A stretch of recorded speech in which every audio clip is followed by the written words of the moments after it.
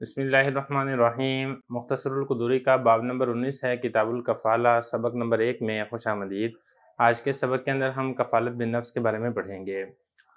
عبارت دیکھ لیں، الکفالۃ ضربان کفالۃ بالنفس وکفالۃ بالمال، والکفالۃ بالنفس جائزۃ والمضمون بها احضار المکفول به وتنعقد اذا قال تکفلت بنفس فلان او برقبته او بروحه او بجسده او برأسه او بنصفه او بثلثه، وكذلك ان ضمنته او هو علي او الي او انا به زعيم او قبيل به، فان شرط في الكفالة تسليم المكفول به في وقت بعينه لزمه احضاره اذا طلبه به في ذلك الوقت، فان احضره والا حبسه الحاكم، واذا احضره وسلمه في مكان يقدر المكفول له على محاكمته برئ الكفيل من الكفالة۔ ترجمہ دیکھ لیں، کفالت کی دو قسمیں ہیں، کفالت بالنفس اور کفالت بالمال۔ اور کفالت بالنفس جائز ہے، اور کفالت بالنفس میں جس چیز کی ضمان آتی ہے وہ ہے مکفول بہ کو حاضر کرنا۔ اور کفالت بالنفس منعقد ہوتی ہے جب وہ یہ کہہ دے کہ میں فلاں آدمی کی جان کا کفیل ہوں، یا کہہ دے کہ میں اس کی گردن کا کفیل ہوں، یا کہہ دے کہ اس کی روح کا، یا کہہ دے کہ اس کے جسم کا، یا کہہ دے کہ اس کے سر کا، یا کہہ دے کہ اس کے نصف کا، یا کہہ دے کہ اس کے ثلث کا کفیل ہوں۔ اسی طرح اگر اس نے یہ کہا کہ میں فلاں کا ضامن ہوں، یا پھر یہ والے لفظ کے ہوا علیہ وہ میری ذمہ داری ہے، یا یہ کہہ دیا ہوا الیہ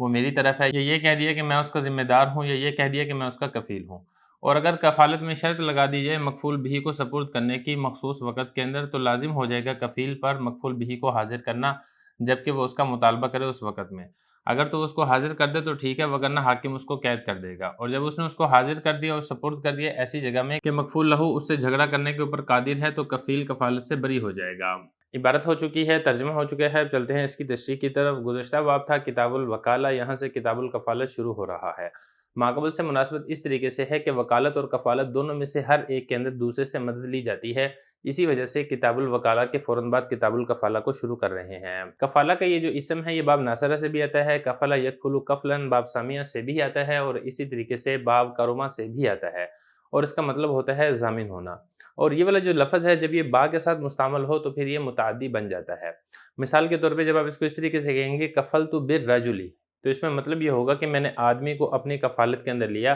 تو جب تک با نہیں تھی تب تک یہ لازم تھا، جب یہ با اس کا صلہ آ چکا ہے تو پھر یہ متعدی ہو گیا ہے۔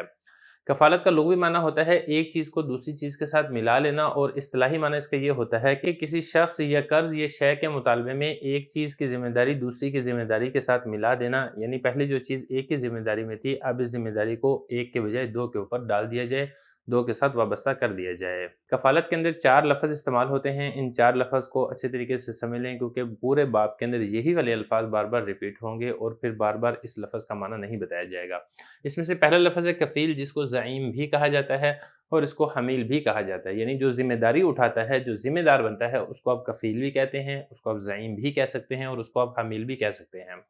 دوسرا یہاں پر ہوتا ہے مکفول عنہ۔ مکفول عنہ جس کی جانب سے قرض ادا کرنے کی ذمہ داری کفیل اٹھا رہا ہے اس کو مکفول عنہ کہا جاتا ہے۔ اور تیسرے نمبر پر یہاں پہ لفظ ہوتا ہے مکفول لہو۔ مکفول لہو وہ قرض خواہ ہوتا ہے جس کے لیے تیسرا آدمی کفیل بن رہا ہے۔ اور چوتھے نمبر پر ہے مکفول بھی۔ مکفول بھی وہ مال ہوتا ہے جس کے ادا کرنے کا کفیل ذمہ داری لے رہا ہے، ذمہ دار بن رہا ہے۔ یہ اسی طریقے سے وہ آدمی جس کو عدالت میں حاضر کرنے کی ذمہ داری لے رہا ہے اس کو مکفول بھی کہا جاتا ہے۔ یہاں پہ ایک مثال دیکھ لیں تاکہ بات سمجھنی آسان ہو جائے۔ مثال کے طور پہ زاہد ہے، شاہد ہے اور ناصر ہے۔ زاہد نے شاہد کے 5 لاکھ روپے دینے ہیں۔ اب یہ جو 5 لاکھ کی رقم ہے یہ ہے مکفول بھی، اور شاہد کے ادا کرنے ہیں تو شاہد ہے مکفول لہو، اور زاہد نے ادا کرنے ہیں تو زاہد ہے مکفول عنہ۔ اب ناصر شاہد سے یہ کہتا ہے کہ یہ اگر زاہد نے آپ کو 5 لاکھ نہ دیے تو میں آپ کو 5 لاکھ دوں گا، تو یہ جو ناصر ہے اس کو ہم کہیں گے کفیل۔ اگر مسئلہ دیکھیں، فرما رہے ہیں کہ الکفالت ضربانی کفالت بالنفس و کفالت بالمال۔ کفالت کی 2 قسمیں ہیں، دیکھیں ایک ہے ان میں سے کفالت بالنفس اور دوسری ہے کفالت بالمال۔ کفالت بالنفس کے بارے میں ائمہ کے اختلاف ہے، حنفیہ کے نزدیک کفالت بالنفس جائز اور درست ہے۔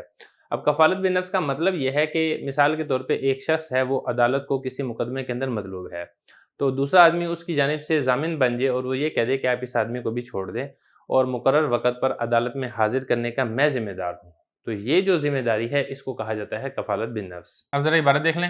فرما رہے ہیں کہ الکفالت ضربانی کفالت کی 2 قسمیں ہیں، ایک ہے کفالت بالنفس اور دوسری ہے کفالت بالمال۔ کفالت بالنفس کے بارے میں بتا رہے ہیں کہ جائزۃ، کفالت بالنفس یہ جائز ہے، والمضمون بہا، اور کفالت بالنفس میں جس چیز کی ضمان آتی ہے کفیل کے اوپر،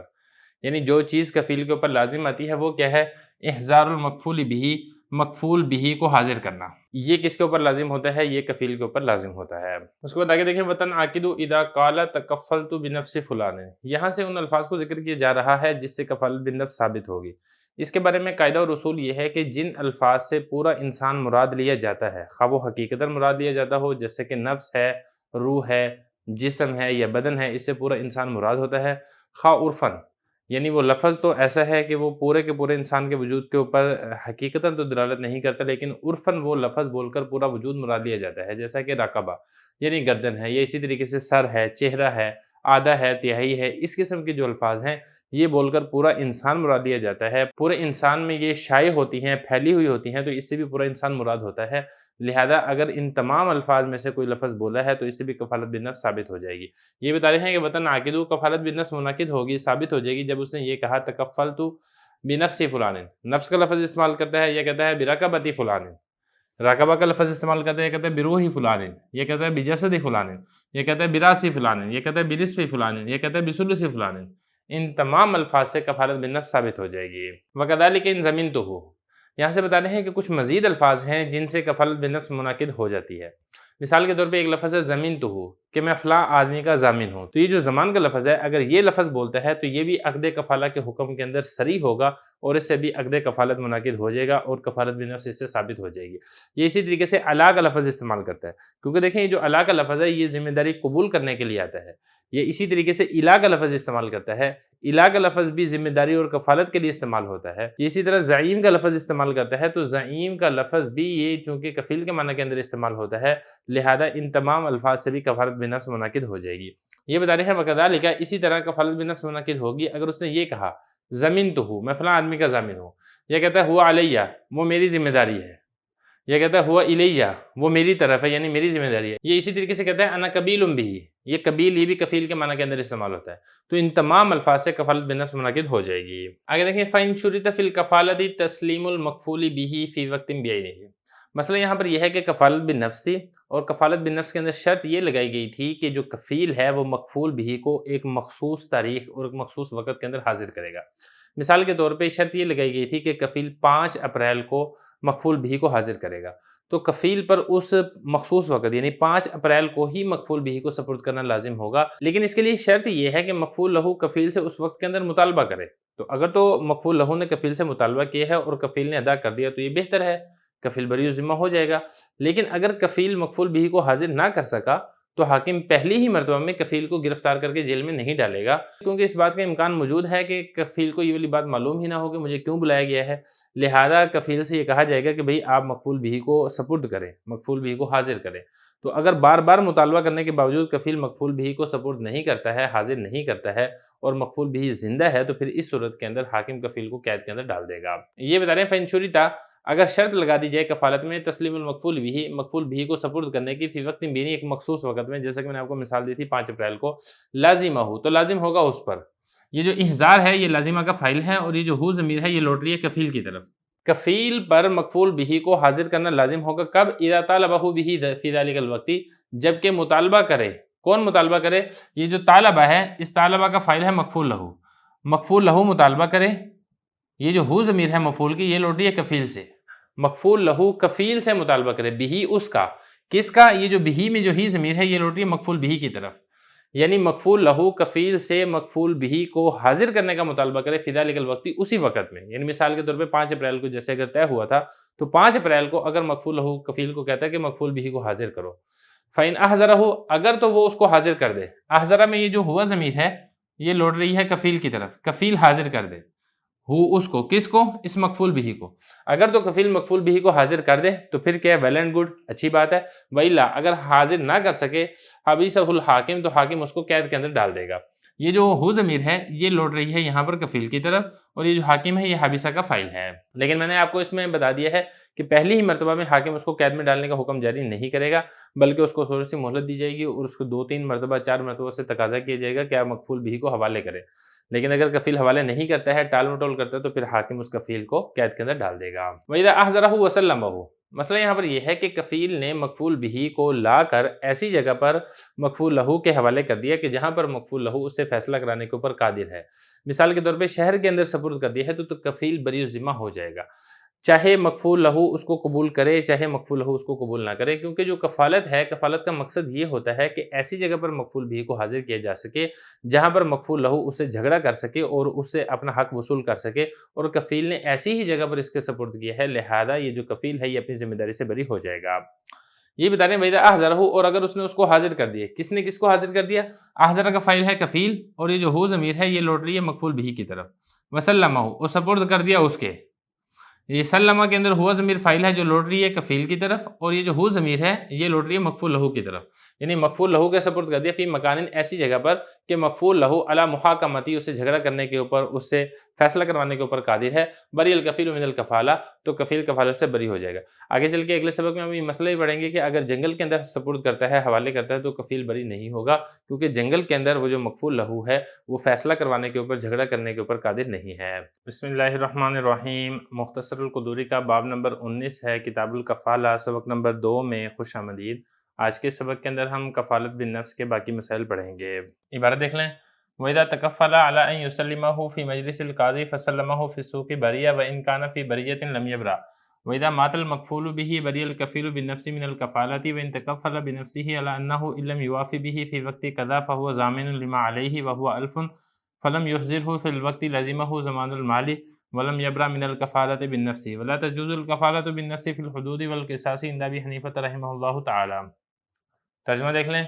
اور جب کفیل بنا اس بات پر کہ وہ اس کو سپرد کرے گا قاضی کی مجلس میں، اس نے پھر اس کو سپرد کر دیا بازار میں، تو بری ہو جائے گا، اور اگر اس نے اس کو سپرد کیا جنگل ویرانے میں تو بری نہیں ہوگا، اور جب مکفول بھی فوت ہو جائے تو کفیل بالنفس کفالت سے بری ہو جائے گا، اور اگر وہ کفیل بالنفس بنا اس بات پر کہ اگر میں نے اس کو حاضر نہ کیا فلاں وقت میں تو میں ضامن ہوں گا اس مال کا جو اس پر لازم ہے، اور وہ 1000 تھا، اور پھر کفیل نے اس کو اس وقت میں حاضر نہ کیا تو وہ کفیل پر مال کی ضمان لازم ہوگی، اور وہ کفالت بالنفس سے بری بھی نہیں ہوگا، اور کفالت بالنفس حدود قصاص میں جائز نہیں ہے امام صاحب رحمۃ اللہ علیہ کے نزدیک۔ عبارت ہو چکی ہے، ترجمہ ہو گیا ہے، اب چلتے ہیں اس کی تشریح کی طرف۔ گزشتہ سبق کا آخری مسئلہ ہم نے یہ پڑھا تھا کہ کفیل نے مکفول بہی کو لا کر مکفول لہو کے سپرد اور حوالے کیا ہے ایسی جگہ پر کہ مکفول لہو اس کے ساتھ فیصلہ کرانے پر قادر ہو تو کفیل اپنی کفالت سے بری ہو جائے گا۔ اسی سے ملتا جلتا مسئلہ آج کے سبق کے اندر ذکر کیا جا رہا ہے کہ اگر کوئی شخص اس شرط کے اوپر کفیل ہوا کہ وہ مکفول بہی کو قاضی کی مجلس میں مکفول لہو کے سپرد اور حوالے کرے گا، تو ظاہر مذہب یہاں پر یہ ہے کہ کفیل پر اس شرط کی پابندی لازم نہیں ہے، لہذا اگر اس نے مکفول بہی کو بازار کے اندر مکفول لہو کے حوالے کر دیا ہے تو وہ اپنی ذمہ داری سے بری ہو جائے گا، کیونکہ مکفول لہو اس مکفول بہی کو قاضی کے پاس لے جا کر محاکمہ اور جھگڑا کرنے کے اوپر قادر ہے۔ لیکن امام ظفر رحمۃ اللہ علیہ اس مسئلے سے اختلاف کرتے ہیں، اور انہوں نے فساد زمانہ کو دیکھتے ہوئے یہ فتویٰ صادر کیا ہے کہ مکفول بہی کو قاضی کے مجلس میں ہی مکفول لہو کے حوالے کرنا ضروری ہے، اگر بازار میں وہ حوالے کرے گا تو کفیل بالنفس اپنی کفالت سے بری نہیں ہوگا،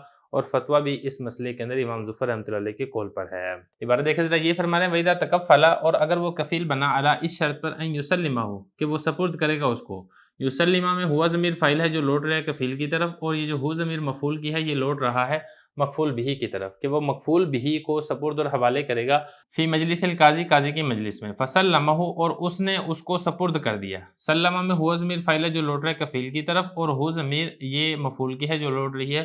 مکفول بہی کی طرف۔ اگر اس نے بازار کے اندر مکفول لہو کے سپرد اور حوالے کر دیا ہے مکفول بہی کو، باری تو وہ بری ہو جائے گا۔ کون بری ہو جائے گا؟ کفیل بالنفس اپنی کفالت سے بری ہو جائے گا۔ وَإِنْ كَانَ فِي بَرِيَّةٍ لَمْ يَبْرَأْ، اور اگر کفیل نے مکفول بہی کو مکفول لہو کے حوالے کیے ہے کسی جنگل کے اندر،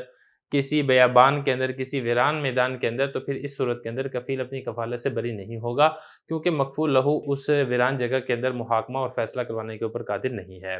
یہ بتا رہے ہیں وَإِنْ كَانَ فِي بَرِيَّةٍ، اور اگر کسی جنگل ویرانے کے اندر اگر وہ مکفول بہی کو سپرد کرتا ہے مکفول لہو کے، لم یبرا، تو وہ بری نہیں ہوگا۔ کون بری نہیں ہوگا؟ کفیل اپنی کفالت بالنفس سے بری نہیں ہوگا۔ وَإِذَا مَاتَ الْمَكْفُولُ بِهِ، بہت آسان مسئلہ ہے، کفالت بالنفس کے اندر اگر مکفول بہی فوت ہو جاتا ہے تو پھر کفیل بھی اپنی کفالت سے بری ہو جائے گا، کیونکہ ظاہر ہے جب مکفول بہی خود فوت ہو چکا ہے تو کفیل اب مرے ہوئے شخص کو کیسے وہ مکفول لہو کے حوالے اور سپرد کر سکتا ہے، لہذا مکفول بہی کے فوت ہو جانے کی صورت میں کفیل بھی اپنی کفالت سے بری ہو جائے گا۔ یہ فرما رہے ہیں کہ مکفول بھی اگر فوت ہو جاتا ہے بری الکفیل بالنفس من الکفالہ، تو کفیل بالنفس اپنی کفالت سے بھی بری ہو جائے گا، یہ کفالت بھی اسی کے ساتھ ہی ختم ہو جائے گی۔ وَإِن تَكَفَّلَ بِنَفْسِهِ، مسئلہ یہاں پر یہ ہے کہ ایک آدمی نے کسی دوسرے کی ذات کی ضمانت لی، یعنی کفالت بالنفس کی ہے، اور اس نے یہ والی بات کہی ہے کہ میں فلاں وقت میں مفعول بہ کو حاضر کروں گا، اور اگر میں اس وقت کے اندر مثال کے طور پہ 5 اپریل کہتا ہے یا 10 اپریل کہتا ہے کہ میں 10 اپریل کو مفعول بہ کو حاضر کروں گا، مفعول لہ کے حوالے کروں گا، اور اگر میں 10 اپریل کو مفعول بہ کو حوالے اور حاضر نہ کر سکا تو مفعول بہ کے اوپر جو قرض ہے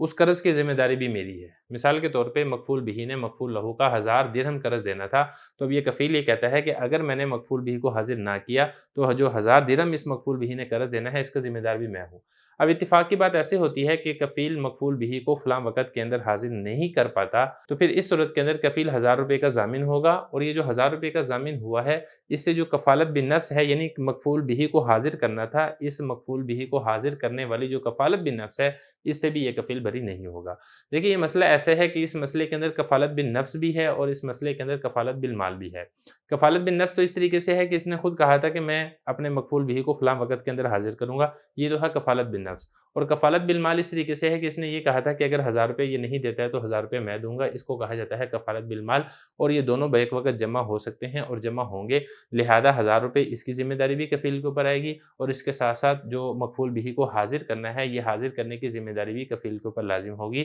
اور دونوں یہاں پر جمع ہوں گے، کفالت بالنفس بھی یہاں پر جمع ہوگا اور کفالت بالمال بھی جمع ہوگا۔ اگر یہاں پر کفیل 1000 روپے ضمان ادا کر بھی دیتا ہے تو 1000 درہم یا 1000 دینار جو بھی تھا وہ ضمان ادا کرنے کے باوجود کفیل کفالت بالنفس سے بری نہیں ہوگا۔ یہی بتا رہے ہیں کہ وَإِن تَكَفَّلَ، اگر کوئی شخص کفیل بنا بنفسہ، فلاں کی ذات کا، یعنی کفالت بالنفس اس نے کی ہے، علی انہ، اس بات پر کہ اس نے، یہ جو انہ میں جو ہو ضمیر ہے یہ لوٹ رہی ہے مفعول بہ کی طرف، کہ مفعول بہ نے ان لم یواف بہ،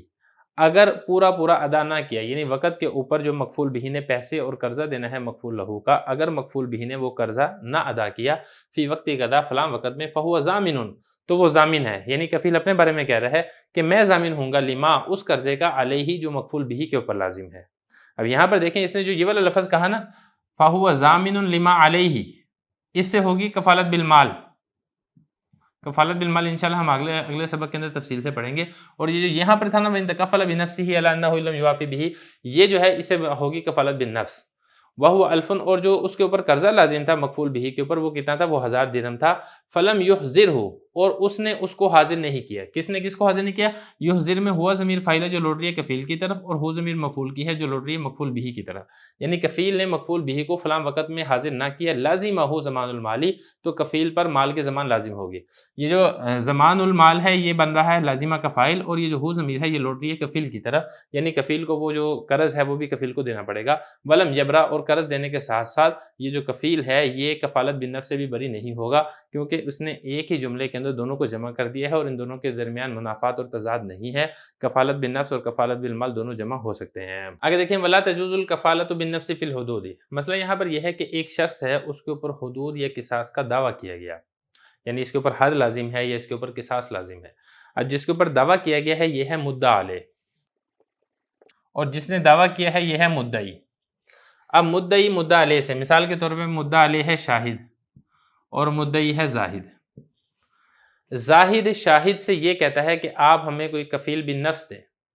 یعنی ایسے کفیل کا مطالبہ کیا ہے زاہد نے شاہد سے جو حد ثابت کرانے کے لیے شاہد کو قاضی کی مجلس میں حاضر کرانے کا ضامن ہو۔ اگر شاہد نے ایسا کفیل دینے سے انکار کر دیا تو امام صاحب رحمۃ اللہ علیہ کے نزدیک شاہد کو ایسے کفیل دینے کے اوپر مجبور نہیں کیا جائے گا۔ اب ذرا عبارت دیکھیں، فرما رہے ہیں کہ ولا تجوز الکفالۃ، اب یہاں بھی جو نا ولا تجوز، یہ اصل میں اس طریقے سے ہے لا تجوز اجبار الکفالتی، اس طریقے سے ہوگا کہ جائز نہیں ہے کفالت بالنفس پر مجبور کرنا حدود میں اور قصاص میں، امام صاحب رحمۃ اللہ علیہ کے نزدیک۔ بہرحال اختلافی مسئلہ ہے، اس میں صاحبین کا بھی ایک قول ہے، لیکن ہمارا ایک مقصد ہوتا ہے کہ ہم صرف کتاب کی عبارت حل کرتے ہیں، لہذا ہم تفصیل میں نہیں جائیں گے۔ بسم اللہ الرحمن الرحیم، مختصر القدوری کا باب نمبر 19 ہے، کتاب الکفالہ، سبق نمبر 3 میں خوش آمدید۔ آج کے سبق کے اندر ہم کفالت بالمال کے مسائل پڑھیں گے۔ عبارت دیکھ لیں، وَأَمَّا الْكَفَالَةُ بِالْمَالِ فَجَائِزَةٌ مَعْلُومًا كَانَ الْمَكْفُولُ بِهِ أَوْ مَجْهُولًا إِذَا كَانَ دَيْنًا صَحِيحًا مِثْلُ أَنْ يَقُولَ تَكَفَّلْتُ عَنْهُ بِأَلْفِ دِرْهَمٍ أَوْ بِمَا لَكَ عَلَيْهِ أَوْ بِمَا يُدْرِكُكَ فِي هَذَا الْبَيْعِ وَالْمَكْفُولُ لَهُ بِالْخِيَارِ إِنْ شَاءَ طَالَبَ الَّذِي عَلَيْهِ الْأَصْلُ وَإِنْ شَاءَ طَالَبَ الْكَفِيلَ وَيَجُوزُ تَعْلِيقُ الْكَفَالَةِ بِالشُّرُوطِ مِثْلُ أَنْ يَقُولَ مَا بَايَعْتَ فُلَانًا فَعَلَيَّ أَوْ مَا ذَهَبَ لَكَ عَلَيْهِ فَعَلَيَّ أَوْ مَا غَصَبَكَ فُلَانًا فَعَلَيَّ وَإِذَا قَالَ تَكَفَّلْتُ بِمَا لَكَ عَلَيْهِ فَقَامَتِ الْبَيِّنَةُ بِأَلْفٍ عَلَيْهِ زَمِنَهُ الْكَفِيلُ وَإِن لَّمْ تَقُمِ الْبَيِّنَةُ فَالْقَوْلُ قَوْلُ الْكَفِيلِ مَعَ يَمِينِهِ فِي مِقْدَارِ مَا يَعْتَرِفُ بِهِ فَإِنِ اعْتَرَفَ الْمَكْفُولُ عَنْهُ بِأَكْثَرِ مِنْ ذَلِكَ لَمْ يُصَدَّقْ عَلَىٰ كَفِيلِهِ۔ ترجمہ دیکھ لیں۔ بہرحال کفالت بالمال جائز ہے، مکفول بھی معلوم ہو یا مجہول ہو، جبکہ دینے صحیح ہو۔ مثال کے طور پہ وہ شخص یہ کہے گا کہ میں کفیل بنتا ہوں فلاں سے 1000 درہم کا، یا اس مال کا جو تیرے لیے ہے فلاں کے اوپر، یا اس مال کا میں ضامن ہوں جو کچھ تجھے پڑے اس بیع میں، اور مکفول لہو کو اختیار ہوگا چاہے تو وہ مطالبہ کرے جس کے اوپر اصل دین ہے، اور چاہے تو وہ مطالبہ کرے کفیل سے۔ اور کفالت کو شرطوں کے ساتھ معلق کرنا بھی جائز ہے۔ مثال کے طور پہ کفیل یہ کہے کہ جو آپ فلاں کو فروخت کریں وہ میرے اوپر لازم ہے، یا جو تیرا فلاں کے اوپر حق ہو وہ مجھ پر لازم ہے، یا جو چیز فلاں نے تیرے سے غصب کی ہے وہ مجھ پر لازم ہے۔ اور جب اس نے یہ کہا کہ میں کفیل بنتا ہوں اس مال کا جو تیرے لیے فلاں پر لازم ہے، اور اس نے بینہ قائم کر دیا 1000 کا جو فلاں پر لازم تھا، تو کفیل اس 1000 کا ضامن ہوگا، اور اگر وہ بینہ قائم نہ کر سکے تو قول کفیل کا معتبر ہوگا قسم کے ساتھ اتنی مقدار میں جس کا وہ اعتراف کرے، اور اگر مکفول عنہ اتنی مقدار سے زیادہ کا اعتراف کرے تو اس زیادہ مقدار کی تصدیق نہیں کی جائے گی کفیل کے خلاف۔ عبارت ہو چکی ہے، ترجمہ ہو چکا ہے، اب چلتے ہیں اس کی تشریح کی طرف۔ دیکھیں کفالت کی 2 قسمیں ہیں، ایک ہے کفالت بالنفس اور دوسری ہے کفالت بالمال۔ گزشتہ 2 سبقوں کے اندر ہم نے کفالت بالنفس کے بارے میں تفصیل سے پڑھ لیا ہے، آج کے سبق سے کفالت بالمال کے مسائل شروع ہو رہے ہیں۔ کفالت بالمال کا مطلب یہ ہے کہ کفیل یہ کہتا ہے کہ فلاں آدمی پر اتنا قرض ہے، اس کو ادا کرنے کا میں ذمہ دار ہوں، اگر وہ ادا نہیں کرے گا تو اس قرض کو میں ادا کروں گا۔ اب یہ چونکہ مال کو ادا کرنے کی ذمہ داری لے رہا ہے، اس لیے اس کفالت کو کفالت بالمال کہا جاتا ہے۔ اس کے بارے میں حضرت یہ فرما رہے ہیں کہ کفالت بالمال جائز ہے، چاہے وہ مال مجہول ہو چاہے وہ مال معلوم ہو، دونوں صورتوں کے اندر یہ کفالت بالمال جائز اور درست ہے۔ معلوم کی صورت یہ ہے کہ کفیل یہ کہے کہ فلاں نے جو آپ کے 1000 درہم دینے ہیں اس کا ذمہ دار میں ہوں، وہ آپ کو نہیں دے گا تو میں دوں گا، یہ تو ہے کہ مال معلوم ہے۔ اور مجہول کی صورت یہ ہے کہ فلاں نے آپ کے جو پیسے دینے ہیں، فلاں نے آپ کا جو قرضہ دینا ہے، اس نے آپ کا قرضہ نہیں دیا تو وہ قرضہ میں دوں گا۔ اب یہاں پہ قرضے کی صراحت نہیں ہے کہ کتنا قرضہ دینا ہے، اس لیے اس کو کہا جا رہا ہے کہ یہاں پر مال مجہول ہے۔ تو بتانا یہ چاہ رہے ہیں کہ کفالت بالمال دونوں صورتوں میں جائز اور درست ہے، چاہے وہ مال معلوم ہو چاہے وہ مال مجہول ہو۔ یہ اسی طریقے سے مال مجہول کی یہ مثال بھی بن سکتی ہے کہ کفیل مشتری یعنی خریدار سے کہتا ہے کہ آپ فلاں بیچنے والے سے یہ والا سودا خرید لیں، جتنی بھی ثمن اور قیمت بنتی ہوگی اس کے ذمہ دار میں ہوں۔ اب یہاں پہ دیکھیں ثمن کتنی بنتی ہوگی یہ واضح نہیں ہے، لہذا اس کو بھی کہا جائے گا کہ یہ مال مجہول ہے۔ خلاصہ یہ ہے کہ کفالت بالمال دونوں صورتوں میں جائز اور درست ہے، چاہے وہ مال معلوم ہو چاہے وہ مال مجہول ہو۔ لیکن کفالت بالمال کے جائز ہونے کے لیے ایک شرط کا پایا جانا بھی ضروری ہے، وہ یہ ہے کہ جس مال کی وہ ذمہ داری لے رہا ہے وہ مال دینے صحیح ہو۔ دینے صحیح ہونے کا مطلب یہ ہے کہ وہ بدلے کتابت نہ ہو۔ صحیح دین وہ ہوتا ہے جس کا بندوں کی جانب سے اپنا حق وصول کرنے کے لیے مطالبہ کرنا جائز اور درست ہو،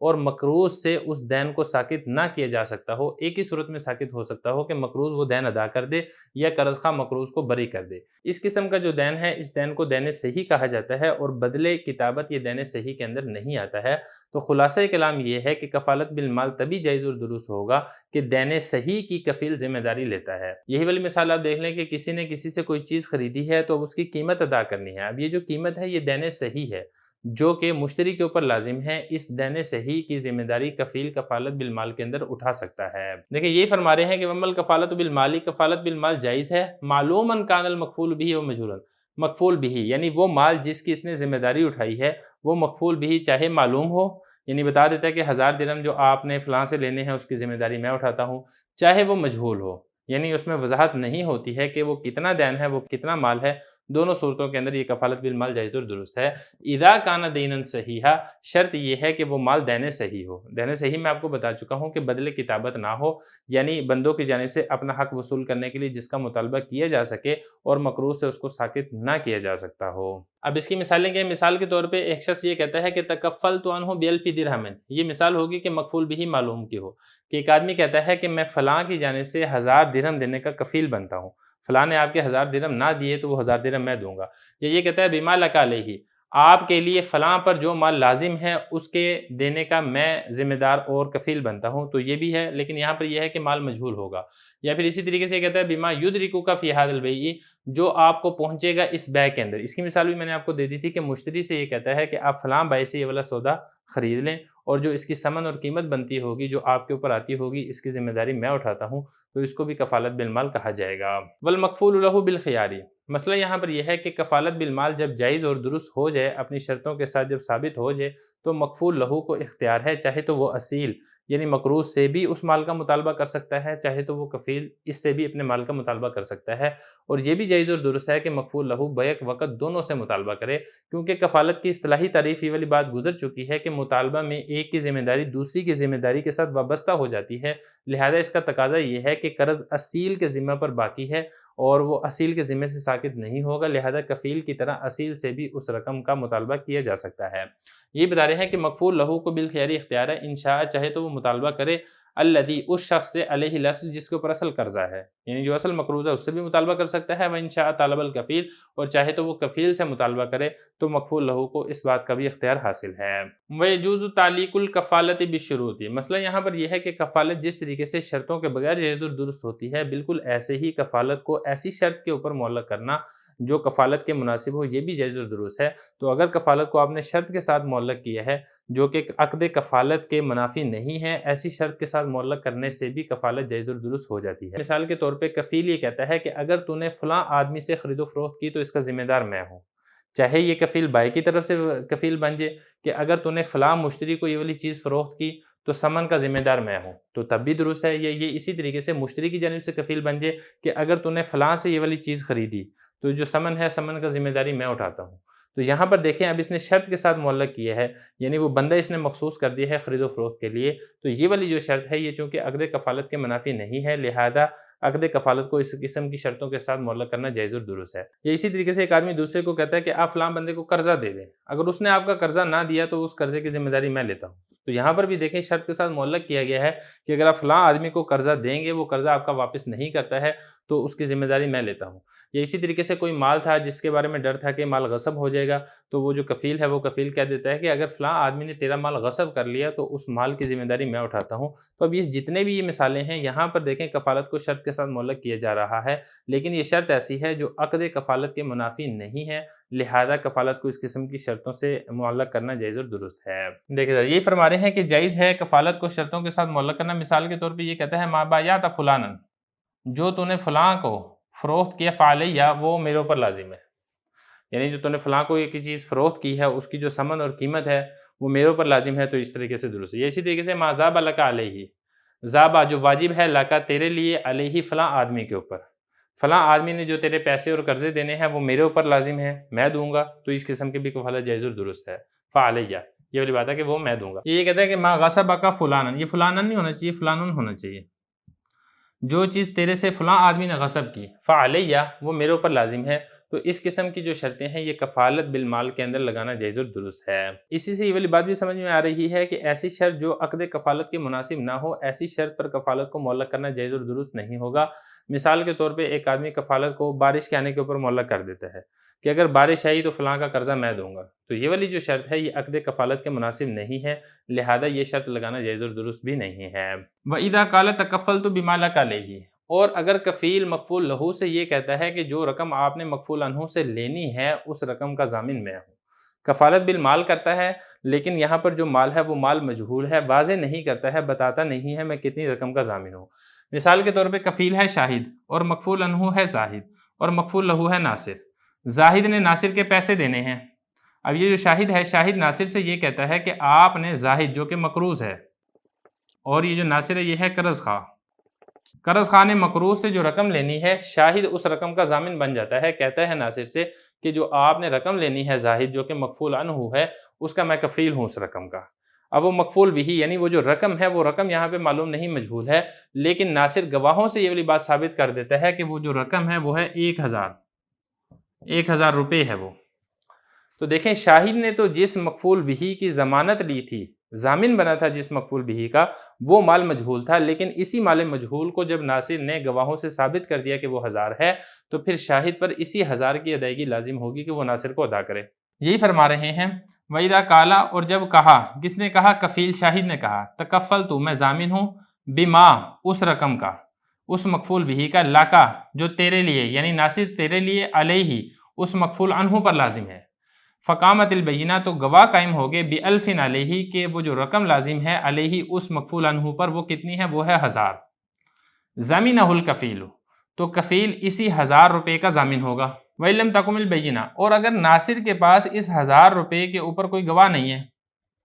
अगर तो गवाह है तब तो जाहिर है शाहिद को 1000 के 1000 देने पड़ेंगे नासिर को, लेकिन नासिर के पास गवाह नहीं है और नासिर का और शाहिद का इख्तलाफ हो गया कि भाई कितना कर्जा था। नासिर कहता है कि 1000 था, शाहिद कहता है कि 1000 नहीं बल्कि 700 था। तो अब इस सूरत के अंदर किसकी बात मोतबर होगी? तो हजरत ये फरमा रहे हैं कि चूंकि यहाँ पर शाहिद मुनकिर है और मुनकिर का जो कौल है वो कसम के साथ मोतबर होता है, लिहाजा शाहिद जो कि कफील है इसका कौल कसम के साथ मोतबर होगा। जितनी रकम का ये एतराफ़ कर रहा है उतनी रकम शाहिद के ऊपर लाजिम होगी कि वो नासिर को अदा करे। और जो ऊपर वाली 300 रुपये हैं, मिसाल के तौर पे मकफूल अनहु ये कह देता है कि भाई मैंने तो वाकई 1000 रुपये देने थे। नासिर ने तो यही कहा ना कि मैंने जाहिद से जो कि मकफूल अनहु है उससे मैंने 1000 रुपये लेने थे। शाहिद कहता है जो कि कफील है कि नहीं, आपने मकफूल अनहु से 1000 नहीं लेने थे, 700 लेने थे। अब जाहिद भी अगर नासिर की तस्दीक कर देता है, मकफूल अनहु भी मकफूल लहू की तस्दीक कर देता है और ये कहता है कि हाँ जी मैंने इसके 1000 रुपये देने थे, तो ये जो तस्दीक है ये इसके अपने हक में तो मोतबर होगी। इस जाहिद को कहा जाएगा कि ऊपर वाले 300 आप नासिर को अदा करें। ये जो तस्दीक है ये मकफूल अनहु की शाहिद के बारे में मोतबर नहीं होगी, क्योंकि ये जो इकरार है ये गैर के ऊपर इकरार है और ये जो मकफूल अनहु है इसको कफील के ऊपर कोई विलायत हासिल नहीं है। किसी दूसरे के खिलाफ इकरार करना ये काबिल कबूल नहीं है। ये बता रहे हैं वइल्लम तकुमिल बय्यिना और अगर गवाह पेश ना हो सके, नासिर के पास गवाह नहीं थे, फल कौलु कौलुल कफीली तो कौल कफील का मोतबर होगा मा यमीनी ही कफील की कसम के साथ, फी मिकदारी मा उतनी मिकदार में, ये वाली मिकदार है, या तारीफ भी जितनी मिकदार का कफील एतराफ़ करता है। फ़ैनी अतारफ़ अल मकफूल अनहु बिअक्सर मिन ज़ालिका और अगर मकफूल अनहु उस मिकदार से ज़्यादा का एतराफ़ कर लेता है,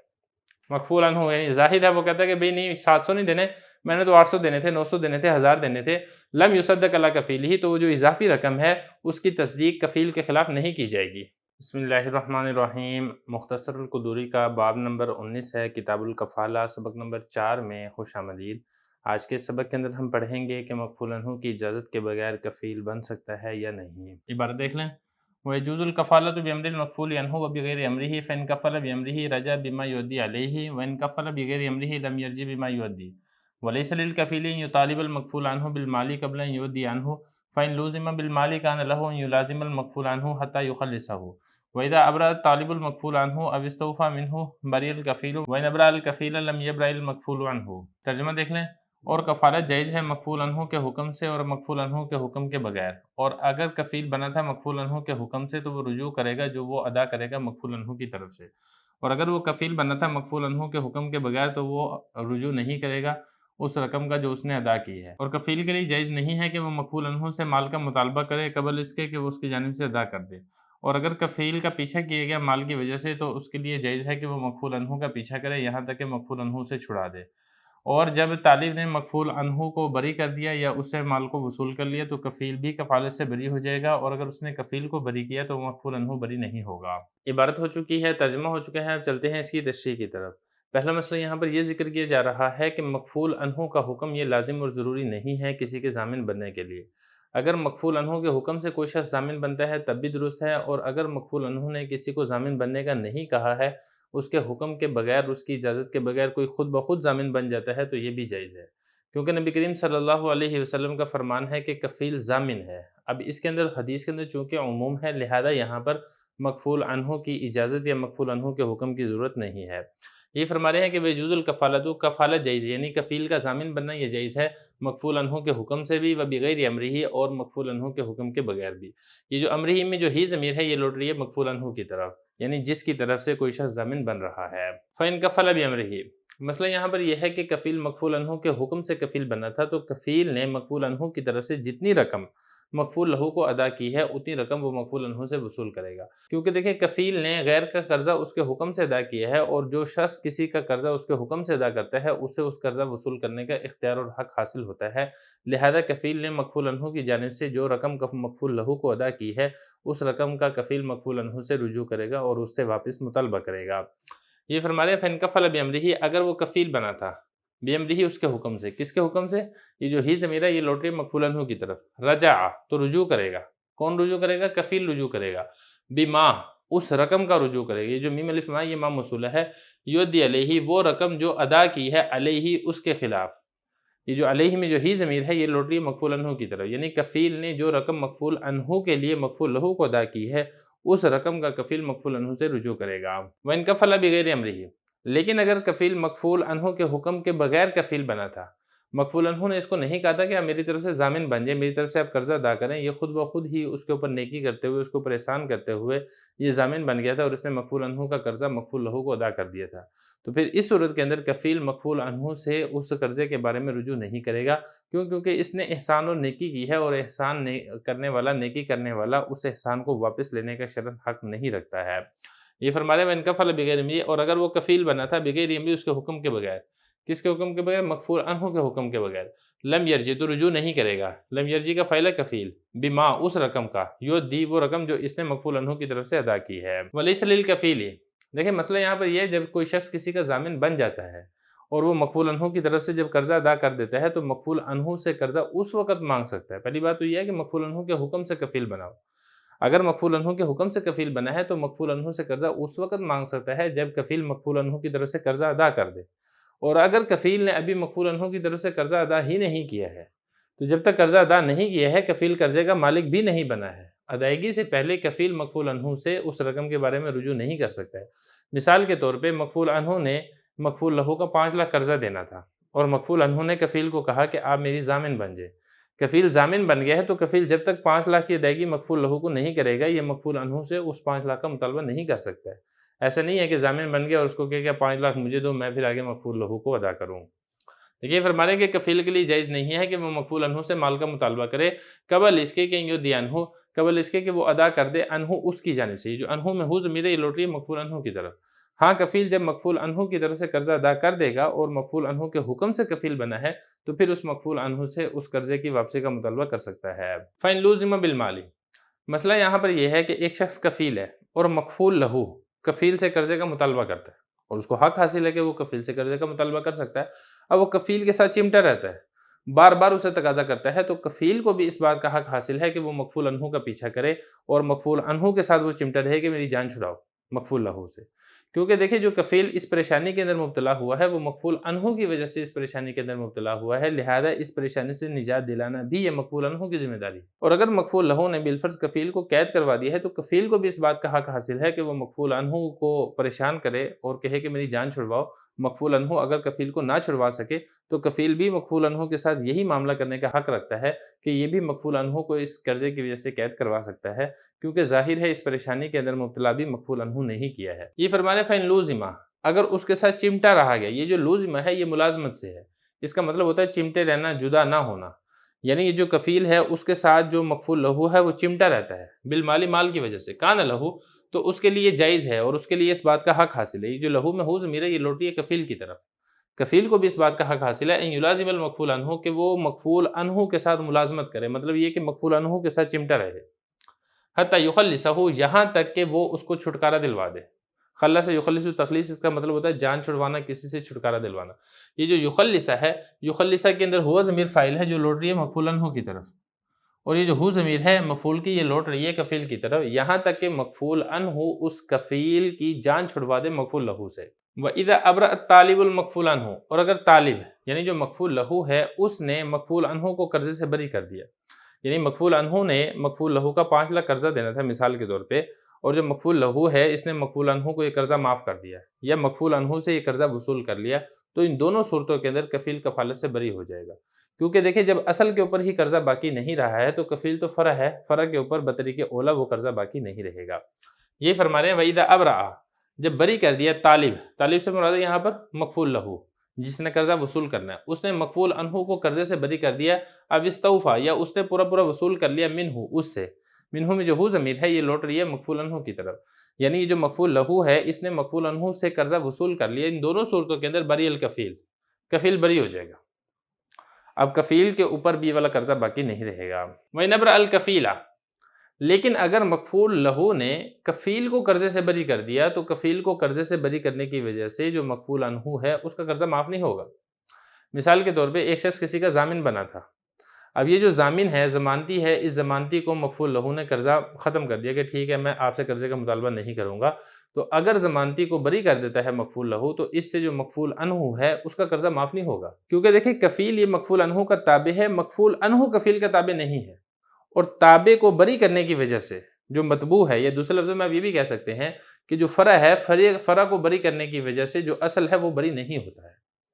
جبکہ گزشتہ مسئلے کے اندر جو اصل تھی، اصل سے قرضہ ختم ہو رہا تھا، لہذا جو اس کی فرع ہے اس سے بھی قرضہ ختم ہو جائے گا، جبکہ یہاں پر فرع سے قرضہ ختم ہو رہا ہے، لہذا اصل سے قرضہ ختم نہیں ہوگا۔ یہ فرما رہے ہیں کہ اگر بری کر دیا کفیل کو، کس نے بری کر دیا؟ تالی یعنی مکفول لہو نے، لم یبرأ المکفول عنہ، تو مکفول عنہ سے قرضہ بری یعنی قرضہ ختم نہیں ہوگا۔ بسم اللہ الرحمن الرحیم۔ مختصر القدوری کا باب نمبر 19 ہے، کتاب الکفالت، سبق نمبر 5 میں خوش آمدید۔ آج کے سبق کے اندر ہم پڑھیں گے کہ حدود اور قصاص میں کفالت جائز ہے یا پھر جائز نہیں ہے، اور اس کے علاوہ کچھ دیگر مسائل بھی پڑھیں گے۔ عبارت دیکھ لیں۔ ولا يجوز تعليق البراءة من الكفالة بشرط وكل حق لا يمكن استيفاؤه من الكفيل لا تصح الكفالة به كالحدود والقصاص وإذا تكفل عن المشتري بثمن جاز وإن تكفل عن البائع بالمبيع لم تصح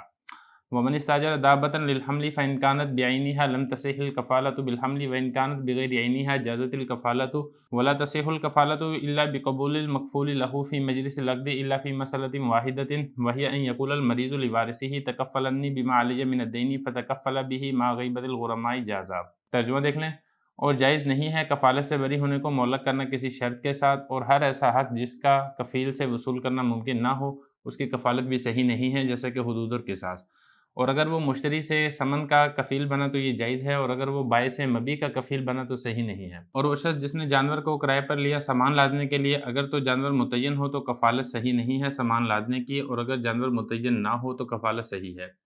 اور کفالت صحیح نہیں ہوتی ہے مگر مکفول لہو کے مجلس عقد میں قبول کرنے کے ساتھ، سوائے ایک مسئلہ کے، اور وہ یہ ہے کہ مریض اپنے وارث سے کہے تو کفیل بن جا اس قرضے کا جو مجبر ہے، اور وہ کفیل بن جائے غرماء قرض خواہوں کی غیر موجودگی میں، تو ایسا جائز ہے۔ عبارت و ترجمہ ہو چکا ہے، اب چلتے ہیں اس کی تشریح کی طرف۔ پہلا مسئلہ یہاں پر دیکھیں، کفالت سے بری ہونے کو شرط پر معلق کرنا۔ حضرت فرما رہے ہیں کہ جائز اور درست نہیں ہے۔ مثال کے طور پہ مکفول لہو کفیل سے یہ کہتا ہے کہ اگر کل کا دن آ گیا تو تم ذمہ داری یعنی کفالت سے بری ہو۔ اب یہاں پہ دیکھیں کفالت سے بری ہونے کو کل کے دن کے اوپر معلق کیا جا رہا ہے، شرط کے اوپر معلق کیا جا رہا ہے، تو اس کے بارے میں حضرت یہ فرما رہے ہیں کہ جائز اور درست نہیں ہے۔ لیکن جو فتویٰ ہے، فتویٰ اس قول کے اوپر نہیں ہے، اس کے بارے میں تھوڑی سی تفصیل ہے۔ تفصیل اس کے بارے میں یہ ہے کہ کفالت سے بری ہونے کو اگر کسی مناسب شرط کے اوپر معلق کرتا ہے تو ایسا معلق کرنا جائز اور درست ہے، البتہ اگر کسی غیر مناسب شرط کے اوپر معلق کرتا ہے تو پھر ایسی غیر مناسب شرط کے اوپر معلق کرنا یہ جائز اور درست نہیں ہے۔ تو یہ فرما رہے ہیں کہ ولا یجوز، جائز نہیں ہے کفالت سے بری ہونے کو بشرطن کسی شرط کے اوپر معلق کرنا۔ وکل حق لا یمکن استیفاؤہ، یہاں پر ایک مسئلہ بیان کیا جا رہا ہے، مسئلے نہیں بلکہ ایک قاعدہ ہے۔ قاعدہ یہاں پر یہ ذکر کیا جا رہا ہے کہ ہر ایسا حق کہ جس کا کفیل سے حاصل کرنا اور کفیل سے وصول کرنا شرعاً صحیح نہ ہو، اس چیز کے بارے میں کفیل بننا بھی درست نہیں ہے۔ مثال کے طور پہ حدود ہیں، یا اسی طریقے سے قصاص ہے۔ اب زانی ہے، زانی نے زنا کر دیا اور یہ زنا ثابت ہو چکا ہے۔ اب آپ کو معلوم ہے کہ زانی کے اوپر حد زنا جاری کی جاتی ہے۔ اب یہ جو حد زنا ہے یہ زانی کے اوپر ہی جاری ہوتی ہے، غیر زانی کے اوپر جاری نہیں ہو سکتی۔ اب زانی کی جانب سے کوئی شخص کفیل بن جائے کہ میں ضمانت لیتا ہوں، میری ذمہ داری ہے، اگر اس کے اوپر حد جاری نہ ہوئی تو اب میرے اوپر حد جاری کر لینا، تو اب ظاہر ہے اس کے اوپر تو حد جاری نہیں کی جا سکتی، لہذا زانی کی طرف سے کفالت یہ بھی جائز اور درست نہیں ہوگی۔ یا اسی طریقے سے قاتل نے قتل کر دیا، اب وہ قاتل ہے، اس کو قصاصاً قتل کرنا ہے، تو اب قصاصاً جو قتل کیا جائے گا وہ قاتل کو کیا جائے گا، غیر قاتل کو تو قصاصاً قتل نہیں کیا جا سکتا۔ اب کوئی شخص ہے وہ قاتل کی جانب سے کفیل بن جائے کہ یہ جو قاتل ہے اس کے اوپر اگر قصاص جاری نہ ہوا تو میرے اوپر آپ قصاص جاری کر لینا، مجھے جواباً قتل کر دینا، تو یہ کفالت جائز اور درست نہیں ہے، کیونکہ یہ ایسا حق ہے جس کا کفیل سے وصول کرنا اور کفیل سے اس کا مطالبہ کرنا شرعاً درست نہیں ہے۔ تو یہ فرما رہے ہیں کہ وکل حق، ہر ایسا حق لا یمکن استیفاؤہ، جس کا وصول کرنا ممکن نہ ہو، من الکفیل، کفیل سے، لا تصح الکفالۃ بہ، تو ایسے حق کے بارے میں کفالت بھی جائز اور درست نہیں ہے۔ یہ جو بہ میں ہی ضمیر ہے یہ لوٹ رہی ہے حق کی طرف، وکل حق، جیسا کہ اس کی مثال ذکر کر دی، جیسا کہ حدود اور قصاص ہے۔ وَإِذَا تَكَفَّلَ عَنِ الْمُشْتَرِي بِالثَّمَنِ جَازَ، مسئلہ یہاں پر یہ ہے کہ کفیل بائع سے کہتا ہے کہ آپ یہ والی چیز جو فروخت کریں، مثال کے طور پہ موبائل ہے، وہ بائع بیچ رہا ہے مشتری کو، کفیل کہتا ہے بائع سے کہ آپ مشتری کو یہ والا موبائل فروخت کر دیں، اگر مشتری نے اس کی ثمن آپ کو نہ دی تو وہ ثمن آپ میرے سے وصول کریں نا، میں ضمانت دیتا ہوں۔ تو اب یہاں پر کفالت جائز اور درست ہے، کیونکہ دیکھیں یہ جو ثمن ہے یہ ثمن دینے صحیح ہے اور اس کا کفیل سے وصول کرنا بھی ممکن ہے، لہذا ثمن کی جانب سے کفالت یہ بھی جائز اور درست ہوگی۔ تو یہ فرما رہے ہیں وَإِذَا تَكَفَّلَ عَنِ الْمُشْتَرِي بِالثَّمَنِ، اگر وہ کفیل بن جاتا ہے مشتری کی جانب سے ثمن کا تو ایسا کرنا جائز اور درست ہے۔ وَإِن تَكَفَّلَ عَنِ الْبَائِعِ، لیکن اگر وہ بائع سے مبیع کا کفیل بنتا ہے تو یہ اس کے بارے میں فرما رہے ہیں کہ لم تصیحہ، تو اس طریقے سے کرنا جائز اور درست نہیں ہے۔ مثال کے طور پہ ایک شخص ہے وہ مشتری سے کہتا ہے کہ آپ بائع کو مبیع کی ثمن ادا کر دیں، اگر بائع نے مبیع آپ کے سپرد نہ کیا تو میں اپنی جانب سے مبیع آپ کو دوں گا، تو اس کے بارے میں حضرت یہ فرما رہے ہیں کہ ایسا کفیل بننا جائز اور درست نہیں ہے، کیونکہ بعض اوقات ایسا بھی ہوتا ہے، بعض ایسے حالات آ جاتے ہیں کہ بائع کے اوپر ضمان باقی نہیں رہتا ہے۔ مثال کے طور پہ بائع کے ثمن پر قبضہ کرنے سے پہلے ہی اگر مبیع ہلاک ہو جائے تو بائع کے اوپر اس مبیع کا کسی قسم کا ضمان نہیں آتا ہے، تو جو بائع ہے، بائع سے جب اصل چیز ساقط ہو سکتی ہے تو ناقص مطالبہ ہوا، اور ناقص مطالبے کے بارے میں کفالت جائز اور درست نہیں ہے۔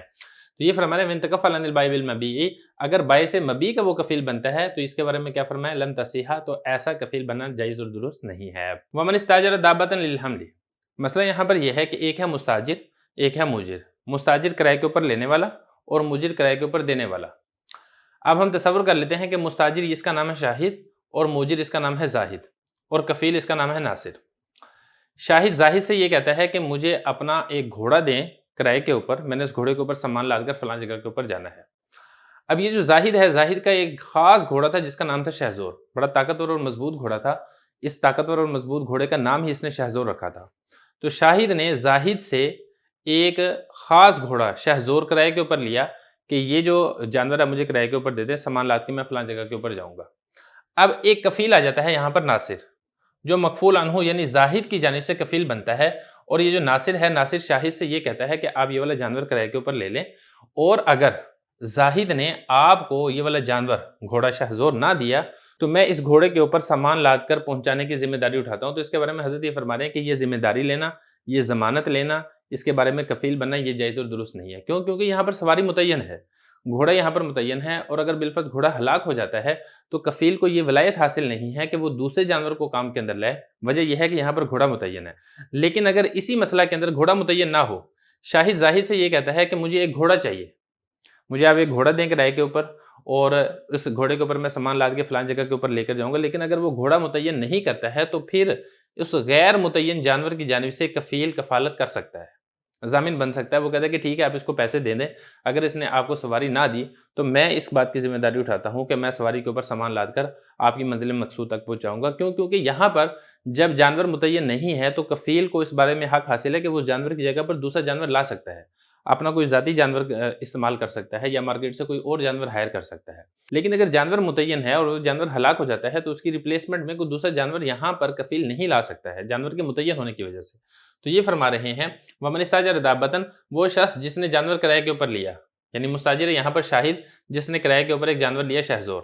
للحمل سامان لادنے کے لیے، فَإِنْ كَانَتْ بِعَيْنِهَا، اگر تو وہ جو جانور ہے وہ متعین ہے، مخصوص جانور ہے، تو اس کے بارے میں فرما رہے ہیں کہ سامان لادنے کی کفالت اور ذمہ داری اٹھانا صحیح اور جائز درست نہیں ہے۔ وَإِنْ كَانَتْ بِغَيْرِ عَيْنِهَا، اور اگر وہ جو جانور ہے وہ متعین نہیں ہے، غیر متعین ہے، جازت الکفالۃ، تو پھر اس صورت کے اندر کفالت جائز اور درست ہے۔ آگے دیکھیں وَلَا تَصِحُّ الْكَفَالَةُ إِلَّا بِقَبُولِ الْمَكْفُولِ لَهُ فِي مَجْلِسِ الْعَقْدِ، دیکھیں جو کفالت ہے، چاہے وہ کفالت بالمال ہو چاہے وہ کفالت بالنفس ہو، ان دونوں میں کفالت کا صحیح ہونے کے لیے دو شرطوں کا پائے جانا ضروری ہے۔ دو شرطیں پائی جائیں گی تو تب کفالت جائز اور درست ہوگی۔ دو شرطوں میں سے پہلی شرط یہ ہے کہ مکفول لہو کفالت کو قبول کرے، اور دوسری شرط یہ ہے کہ مجلس کفالت کے اندر قبول کرے۔ اگر مجلس کفالت سے باہر جا کر قبول کرتا ہے تو پھر اس صورت کے اندر بھی کفالت جائز اور درست نہیں ہے۔ دونوں شرطوں کا پائے جانا ضروری ہے۔ وجہ اس کی یہ ہے کہ مکفول لہو کا پہلے واسطہ تھا صرف مقروض کے ساتھ، لیکن جب کفالت ہوگی تو کفالت میں اس کا واسطہ کفیل کے ساتھ بھی ہوگا۔ ممکن ہے وہ کفیل شریر ہو اور مکفول لہو اس سے رابطہ اور واسطہ نہ رکھنا چاہتا ہو، تو لہذا کفیل سے رابطہ اور واسطہ رکھنے کے لیے مکفول لہو کی رضامندی ضروری ہے۔ مکفول لہو کفیل کی کفالت کو قبول کرے گا تو تب کفیل کفیل بن سکتا ہے، اگر مکفول لہو کفیل کی کفالت کو قبول نہیں کر سکتا ہے تو پھر کفیل ضامن بھی نہیں بن سکتا ہے۔ دوسری بات یہاں پر یہ ہے کہ مجلس کفالت کے اندر قبول کرنا ضروری ہے، کیونکہ دیکھیں جو عقد کفالت ہے اس میں کفیل کی جانب سے ایجاب ہوتا ہے اور مکفول لہو کی جانب سے قبول ہوتا ہے۔ اور ایجاب اور قبول کے لیے آپ کو معلوم ہے کہ مجلس کا متحد ہونا، مجلس کا ایک ہونا لازم اور ضروری ہوتا ہے، لہذا جب کفیل ایجاب کرے گا تو مکفول لہو کے لیے اسی مجلس میں قبول کرنا ضروری ہے۔ اگر مکفول لہو اسی مجلس کے اندر قبول نہیں کرتا ہے تو یہ جو ایجاب ہے یہ ایجاب ساقط ہو جائے گا، مجلس ختم ہو جائے گی، تو پھر نئے سرے سے کفیل کو ایجاب کرنا پڑے گا اور نئے سرے سے مکفول لہو کو اس کو قبول کرنا پڑے گا۔ تو یہ فرما رہے ہیں وَلَا تَصِحُّ الْكَفَالَةُ، جو کفالت ہے یہ صحیح نہیں ہوتی مگر یہ کہ مکفول لہو قبول کرے، یہ پہلی شرط ہوگی۔ دوسری شرط یہاں پر یہ ہے فی مجلس العقد، مجلس عقد کے اندر قبول کرے۔ تو جب یہ دو شرطیں بیک وقت پائی جائیں گی تو تب کفالت منعقد ہوگی، اگر ایک بھی شرط مس ہے تو پھر کفالت منعقد نہیں ہوگی۔ لیکن اس میں ایک چیز کا خیال رکھیں کہ یہ مسئلہ ہے طرفین رحمۃ اللہ علیہ کے نزدیک۔ امام ابو یوسف رحمۃ اللہ علیہ یہ فرماتے ہیں کہ مجلس کفالت کے اندر قبول کرنا لازم اور ضروری نہیں ہے۔ یہ مسئلہ کلیئر ہو گیا، الا فی مسئلۃ واحدہ، مگر ایک مسئلہ کے اندر۔ دیکھیے یہ والی بات میں نے آپ کو بتا دی ہے کہ مکفول لہو کا مجلس عقد کے اندر کفالت کو قبول کرنا لازم اور ضروری ہے، اس کے بغیر عقد کفالت منعقد نہیں ہوگا۔ لیکن ایک مسئلہ ایسا ہے جس میں مجلس عقد میں مکفول لہو کے قبول کیے بغیر بھی عقد کفالت جائز اور درست ہو جائے گی، اور وہ مسئلہ یہ ہے کہ ایک آدمی مرض الموت کے اندر مبتلا ہے، ایسی بیماری میں ہے کہ وہ عنقریب فوت ہو سکتا ہے، وہ اپنے کسی وارث سے یہ کہتا ہے کہ تو میری جانب سے قرضے کا کفیل بن جا، میں نے فلاں بندے کے 5 لاکھ روپے دینے ہیں، تو میری جانب سے ضامن بن جا، اور اگر میں اس کو ادا نہ کروں تو ادا کر لے۔ اب یہاں پہ دیکھیں جو قرض خواہ ہے وہ ہے مکفول لہو، مکفول لہو اس کو قبول نہ کرے اس شخص کے ضامن بننے کو تو تب بھی یہ ضامن بن جائے گا اور عقد کفالت جائز اور درست ہو جائے گی۔ کیونکہ یہاں پر دیکھیں جب یہ شخص مرض الموت کے اندر مبتلا ہے اور یہ شخص کہتا ہے تکفلنی، کفیل بن جاؤ میرے جانب سے، تو یہ حقیقت کے اندر کفالت نہیں ہے بلکہ حقیقت کے اندر وصیت کر رہا ہے، اقضوا دیونی، میرے قرضوں کو ادا کرو۔ اور وصیت کے بارے میں اصول یہ ہے کہ جس کے بارے میں وصیت کی جا رہی ہو اس کا قبول کرنا یہ لازم اور ضروری نہیں ہے، لہذا اس صورت کے اندر بظاہر تو یہ کفالت ہے لیکن حقیقت کے اندر کفالت نہیں بلکہ وصیت ہے، لہذا یہاں پر جس کے بارے میں وصیت کی جا رہی ہے اس کے قبول کیے بغیر بھی وصیت جائز و درست ہو جائے گی۔ یہ فرما رہے ہیں الا فی مسئلۃ واحدہ، صرف ایک مسئلے کے اندر مکفول لہو کا قبول کرنا ضروری نہیں ہے، اور وہ یہ ہے کہ مریض کہے لیوارثی اپنے وارث سے تکفلنی، کفیل بن جا میری جانب سے بیما، اس مال کا علیہ جو میرے اوپر لازم ہے، من الدین دین میں سے جو میں نے قرضے دینے ہیں اس کا میری جانب سے کفیل بن جائے، فتکفل بھی، اور وہ وارث کفیل بن جاتا ہے اس قرضے کا، مع غیبت الغرماء، غرماء غریم کی جمع قرض خواہ کو کہتے ہیں، قرض خواہ کی غیر موجودگی کے اندر جائز ہے۔ تو اس کے بارے میں فرماتے ہیں کہ جائز ہے، ایسا کرنا جائز ہے کیونکہ حقیقت کے اندر یہ کفالت نہیں ہے بلکہ یہ وصیت ہے، اور وصیت اس طریقے سے جائز ہو جاتی ہے۔ بسم اللہ الرحمن الرحیم، مختصر القدوری کا باب نمبر 19 ہے، کتاب الکفالہ، سبق نمبر 6 میں خوش آمدید۔ آج کے سبق کے اندر ہم پڑھیں گے کہ دو شخص آپس میں ایک دوسرے کا کفیل بن سکتے ہیں یا نہیں بن سکتے ہیں۔ عبارت دیکھ لیں، وَإِذَا كَانَ الدَّيْنُ عَلَى اثْنَيْنِ وَكُلُّ وَاحِدٍ مِّنْهُمَا كَفِيلٌ ضَامِنٌ عَنِ الْآخَرِ فَمَا أَدَّى أَحَدُهُمَا لَمْ يَرْجِعْ بِهِ عَلَى شَرِيكِهِ حَتَّى يَزِيدَ مَا يُؤَدِّيهِ عَلَى النِّصْفِ فَيَرْجِعُ بِالزِّيَادَةِ وَإِذَا تَكَفَّلَ اثْنَانِ عَنْ رَجُلٍ بِأَلْفٍ عَلَى أَنَّ كُلَّ وَاحِدٍ مِّنْهُمَا كَفِيلٌ عَنْ صَاحِبِهِ فَمَا أَدَّى أَحَدُهُمَا يَرْجِعْ بِنِصْفِهِ عَلَى شَرِيكِهِ قَلِيلًا كَانَ أَوْ كَثِيرًا وَلَا تَجُوزُ الْكَفَالَةُ بِمَالِ الْكِتَابَةِ سواء حر تکفل به او عبد واذا مات الرجل وعليه ديون ولم يترك شيئا فتکفل رجل عنه للغرماء لم تصح الكفالة عند ابي حنیفة رحمه الله تعالی وعندهما تصح۔ ترجمہ دیکھ لیں، اور جب دین دو شخصوں کے اوپر ہو ان دونوں میں سے ہر ایک کفیل اور ضامن بن جائے دوسرے کی جانب سے، تو جو ان دونوں میں سے ایک ادا کرے گا تو وہ رجوع نہیں کرے گا اس کا اپنے شریک پر یہاں تک کہ اضافہ ہو جائے جو اس نے ادا کیا ہے نصف پر، لہذا پھر یہ رجوع کرے گا اضافے کا۔ اور جب دو آدمی کفیل بن جائیں کسی ایک آدمی سے 1000 پر، اس شرط کے اوپر ان دونوں میں سے ہر ایک کفیل ہے دوسرے ساتھی کا، تو جو ان دونوں میں سے ادا کرے گا وہ رجوع کرے گا اس کے نصف کا اپنے شریک پر، قلیل ادا کرے یا کثیر ادا کرے۔ اور کفالت جائز نہیں ہے مال کتابت پر، چاہے آزاد آدمی کفیل بنے یا غلام کفیل بنے۔ اور جب آدمی فوت ہو جائے اور اس پر قرضے ہوں اور اس نے کوئی چیز چھوڑی نہیں ہے، اب ایک آدمی ان قرضوں کا کفیل بن جائے اس آدمی کی جانب سے قرض خواہوں کے لیے، تو یہ کفالت صحیح نہیں ہے امام صاحب رحمۃ اللہ علیہ کے نزدیک، اور صحیح بیان فرماتے ہیں صحیح ہے۔ عبارت و ترجمہ ہو چکے ہیں، اب چلتے ہیں اس کی تشریح کی طرف۔ پہلا مسئلہ یہاں پر ذکر کیا جا رہا ہے کہ دو آدمی ایک دوسرے کی جانب سے کفیل اور ضامن بن جائیں تو یہ کفالت جائز اور درست ہے۔ مثال کے طور پہ دو آدمی ہیں زاہد اور شاہد، ان دونوں نے مشترکہ طریقے پر 10,000 قرض لیا۔ اب یہ جو زاہد ہے، زاہد شاہد کا ضامن اور کفیل بن جاتا ہے اور شاہد زاہد کا ضامن اور کفیل بن جاتا ہے، تو اس کے بارے میں حضرت یہ فرمانے ہیں کہ کفالت جائز اور درست ہے۔ اب شاہد اس قرضے میں سے جو ادا کرے گا وہ زاہد سے وصول نہیں کرے گا، زاہد اس قرضے میں سے جو ادا کرے گا وہ شاہد سے وصول نہیں کرے گا اس وقت تک جب تک نصف سے زیادہ ادا نہ کر دے۔ جب نصف سے زیادہ ادا کر دے گا تو جو اضافی رقم ادا کی ہے وہ اس اضافی رقم کا اپنے ساتھی سے، اپنے شریک سے رجوع کر لے گا۔ مثال کے طور پہ یہ جو زاہد ہے یہ 5,000 ادا کر دیتا ہے، اب یہ جو 5,000 اس نے ادا کیے ہیں اس 5,000 کا رجوع شاہد سے نہیں کرے گا۔ یہ ایسے ہی شاہد ہے مثال کے طور پہ، یہ 10,000 میں سے 4,000 ادا کر دیتا ہے، تو یہ 4,000 کا رجوع زاہد سے نہیں کرے گا، کیونکہ جب دونوں کے اوپر 10,000 قرض ہے تو گویا کہ نصف قرض 5,000 وہ زاہد کا ہے اور نصف قرض 5,000 وہ شاہد کا ہے، تو 5,000 تک تو ان کا اپنا قرضہ ہے، تو جب تک یہ اپنا قرضہ ادا کر رہے ہیں اپنے شریک سے رجوع کرنے کا کوئی تک نہیں بنتا، کوئی مطلب نہیں بنتا۔ لیکن البتہ جب انہوں نے نصف سے زیادہ ادا کر دیا، مثال کے طور پہ زاہد نے 10,000 میں سے 7,000 ادا کر دیا، تو یہ جو اوپر والے 2000 ہے، اس 2000 کا رجوع شاہد سے کرے گا، یا ایسے ہی شاہد ہے، شاہد نے 10,000 میں سے مثال کے طور پہ 8,000 ادا کر دیے، تو جو 3,000 اضافی ادا کیے ہیں، اس 3,000 اضافی کا رجوع اپنے ساتھ پارٹنر جو ہے، اپنا شریک جو ہے، اسے وصول کرے گا۔ تو یہ فرمانے ویدہ کارن دین علی اثنین، اگر قرضہ 2 آدمیوں کے اوپر ہے اور ان دونوں میں سے ہر ایک کفیل بن رہا ہے، ضامن بن رہا ہے دوسرے کی جانب سے، تو اس طریقے سے کرنا جائز اور درست ہے۔ فما احدہما، یہ جو میم الف ما، یہ ما موصولہ ہے، ما نافیہ نہیں ہے۔ فما، جو ادا کرے گا، احدہما، ان دونوں میں سے کوئی ایک، لم یرجی بہ، اس ادا شدہ رقم کا رجوع نہیں کرے گا، یعنی وصول نہیں کرے گا اپنے شریک سے، حتی یزید، یہاں تک کہ اضافہ ہو جائے، ما یؤدیہ، جو اس نے رقم ادا کی ہے، علی النصف، نصف کے اوپر۔ یہ جو میم الف ما، یہ یہاں پر بھی ما موصولہ ہے، جو رقم ایک پارٹنر نے ادا کی ہے وہ نصف سے زیادہ ادا کر دی ہے، تو جو نصف سے زیادہ رقم ادا کی ہوگی، اس نصف سے زیادہ رقم کا جو رجوع ہے وہ اپنے پارٹنر کے اوپر کرے گا، یا اپنے پارٹنر سے اضافی رقم یہ وصول کرے گا۔ وَإِذَا تَكَفَّلَ اثْنَانِ عَنْ رَجُلٍ بِإِلْفٍ، جب 2 آدمی کسی ایک آدمی کی جانب سے کفیل بن جائے۔ یہ والا جو مسئلہ ہے یہ گزشتہ مسئلے سے تھوڑا سا مختلف ہے، اس کو بھی سمجھ لیں۔ مثال کے طور پہ زاہد ہے، اس نے 1,000 دینے ہیں خالد کے، یہ جو شاہد ہے، شاہد ضامن بن جاتا ہے۔ شاہد خالد سے کہتا ہے کہ زاہد نے آپ کو 1,000 نہ دیے تو میں ضامن ہوں، میں دوں گا۔ یہ جو ناصر ہے، ناصر بھی ضامن بن جاتا ہے، ناصر بھی خالد سے کہتا ہے کہ زاہد نے آپ کو 1,000 نہ دیے تو میں آپ کو ادا کروں گا، تو 2 ضامن ہیں زاہد کی طرف سے۔ اب یہ جو 2 ضامن ہیں یہ آپس میں بھی ایک دوسرے کے ضامن بن جاتے ہیں۔ شاہد خالد سے یہ کہتا ہے کہ ناصر نے اگر نہ ادا کیے تو میں ادا کروں گا، ناصر خالد سے یہ کہتا ہے کہ شاہد نے ادا نہ کیے تو میں ادا کروں گا، یعنی اصل تو یہ ضامن ہے کسی تیسرے آدمی کے، اور وہ تیسرا آدمی کون ہے؟ زاہد ہے، لیکن یہ آپس میں بھی ایک دوسرے کے ضامن ہیں۔ تو اب اس صورت کے اندر ایک کفیل جتنا ادا کرے گا اس کا نصف اپنے دوسرے پارٹنر اور شریک کفیل سے وصول کرے گا۔ مثال کے طور پہ شاہد ہے، شاہد نے 500 روپے دے دیے خالد کو۔ جب شاہد 500 روپے خالد کو دے گا تو اس کا جو نصف ہے 250، یہ ناصر سے وصول کرے گا۔ ضروری نہیں ہے 500، کوئی بھی رقم ہو سکتی ہے۔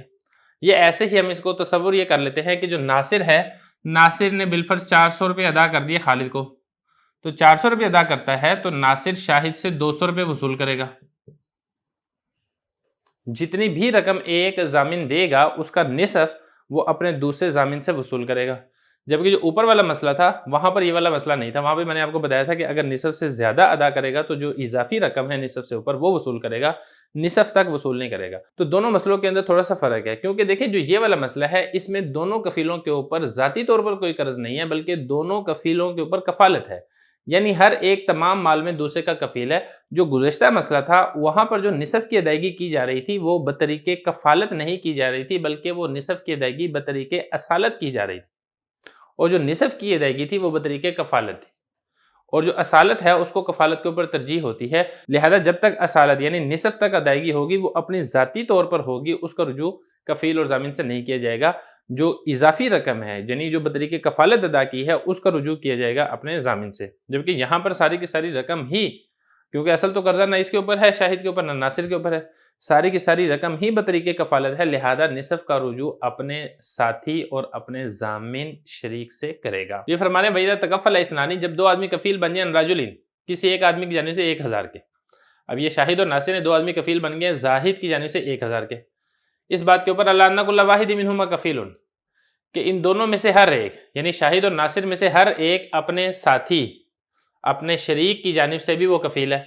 فما ادا احدہما، تو ان دونوں میں سے شاہد اور ناصر میں سے جو ادا کرے گا، یرجو بنصف علی شریکی، وہ اس کے نصف کا اپنے شریک یعنی اپنے پارٹنر سے رجوع کرے گا، قلیلاً کان او کثیرا، جو اس نے ادا کیا ہے چاہے وہ رقم قلیل ہو چاہے وہ رقم کثیر ہو، جتنی بھی رقم ادا کرے گا اپنے پارٹنر سے اس کا نصف وصول کر لے گا۔ ولا تجوز الکفالۃ بمال الکتابۃ، یہ والی بات میں آپ کو پہلے بھی بتا چکا ہوں کہ ہر ایسا مال جو دین صحیح ہے اس کی تو کفالت ہو سکتی ہے، اور ہر ایسا مال جو دین صحیح نہیں ہے اس کی کفالت نہیں ہو سکتی ہے۔ اور ایسا مال جو دین صحیح نہیں ہے اس کی میں آپ کو مثال بھی دے چکا ہوں، اور وہ ہے بدل کتابت۔ بدل کتابت چونکہ دین صحیح نہیں ہے لہذا اس کی کفالت بھی درست نہیں ہے، چاہے وہ جو کفیل اور ضامن ہے وہ آزاد آدمی ہو تب بھی جائز اور درست نہیں ہے، چاہے کفیل اور ضامن غلام آدمی ہو تب بھی جائز اور درست نہیں ہے۔ کیوں؟ کیونکہ بدل کتابت ایسا مال ہے جو دین صحیح نہیں ہے۔ ساری تفصیل پہلے گزر چکی ہے لہذا میں یہاں پہ دوبارہ اس کو ریپیٹ نہیں کروں گا۔ تو یہ فرما رہے ہیں ولا تجوز الکفالۃ بمال الکتابۃ، جو مال کتابت ہے اس کے بارے میں کفالت جائز اور درست نہیں ہے، چاہے کفیل آزاد آدمی بنے چاہے کفیل غلام آدمی بنے۔ لیکن یہاں پر سوال ہی پیدا ہوگا کہ وہاں پہ تو ہم نے پڑھا تھا بدل کتابت، جبکہ یہاں پر آ رہا ہے مال کتابت، تو اس کی کیا وجہ ہے؟ دیکھیں جو مال کتابت ہے یہ بدل کتابت کو بھی شامل ہے اور ہر اس دین کو بھی شامل ہے جو آقا کا مکاتب کے اوپر ہوتا ہے۔ مطلب یہ ہے کہ مکاتب کی جانب سے آقا کے لیے نہ بدلے کتابت کا کفیل بننا جائز اور درست ہے اور نہ اس دین کا کفیل بننا جائز اور درست ہے جو مولا کا مکاتب کے اوپر ہو۔ غرض یہ کہ کوئی بھی مال ہو جو مولا کا مکاتب کے اوپر ہے، اس کے بارے میں کوئی شخص ضامن اور کفیل نہیں بن سکتا ہے۔ تو یہی فرمایا کہ مال کتابت کی کفالت جائز اور درست نہیں ہے، چاہے کفیل بننے والا شخص آزاد ہو، چاہے کفیل بننے والا شخص غلام ہو۔ وَإِذَا مَاتَ الرَّجُلُ وَعَلَيْهِ دَيْنٌ، مسئلہ یہاں پر یہ ہے زاہد، یہ مرض الموت میں، اور اس نے کئی بندوں کے پیسے دینے، اس نے زاہد کے پیسے دینے، اس نے شاہد کے پیسے دینے، اس نے ناصر کے پیسے دینے، اس نے خالد کے پیسے دینے۔ اب یہ جو زاہد ہے یہ مر گیا اور یہ سارے کے سارے اس کے قرض خواہ ہیں۔ اب ایک آدمی آتا ہے عابد، وہ اس زاہد کی جانب سے کفیل بن جاتا ہے، چاہے یہ جو عابد ہے میت کا وارث ہے، چاہے وارث نہیں ہے کوئی تیسرا اور اجنبی شخص ہے، یہ اگر کفیل اور ضامن بن جاتا ہے اس قرض کا جو کہ میت کے اوپر تھا، جو ان سب نے وصول کرنا تھا، تو کیا اس شخص کا کفیل اور ضامن بننا جائز اور درست ہے یا نہیں ہے؟ یہ ایک اختلافی مسئلہ ہے۔ امام صاحب فرماتے ہیں کہ جائز اور درست نہیں ہے، جبکہ صاحبین اور ائمہ ثلاثہ یہ فرماتے ہیں کہ جائز اور درست ہے۔ صاحبین اور ائمہ ثلاثہ جو ہیں وہ ایک حدیث سے استدلال کرتے ہیں جو کہ حضرت ابو قتادہ رضی اللہ عنہ سے مروی ہے، وہ یہ ہے، اس روایت کے اندر اس طریقے سے آتا ہے کہ ہم نبی کریم صلی اللہ علیہ وسلم کے پاس بیٹھے ہوئے تھے کہ ایک جنازہ لایا گیا، آپ صلی اللہ علیہ وسلم نے پوچھا کہ اس نے کچھ چھوڑا ہے؟ لوگوں نے کہا نہیں چھوڑا۔ تو پھر آپ صلی اللہ علیہ وسلم نے پوچھا کہ اس کے اوپر کچھ قرض ہے؟ تو لوگوں نے کہا کہ 3 دینار قرض ہے۔ تو نبی کریم صلی اللہ علیہ وسلم نے ارشاد فرمایا کہ تم لوگ اس کے اوپر جنازہ پڑھ لو۔ تو پھر ابو قتادہ رضی اللہ عنہ یہ کہتے ہیں کہ ہم نے یہ کہا کہ اے اللہ کے رسول، اس پر آپ نماز پڑھیے اور جو قرض ہے اس کی ذمہ داری میرے اوپر ہے۔ تو نبی کریم صلی اللہ علیہ وسلم نے اس میت کے اوپر نماز جنازہ پڑھی۔ تو اس حدیث سے والی بات واضح طور پر معلوم ہو رہی ہے کہ حضرت ابو قتادہ رضی اللہ عنہ نے مقروض کی جانب سے کفالت لیا، اور وہ جو مقروض ہے وہ زندہ نہیں ہے بلکہ وہ فوت ہو چکا ہے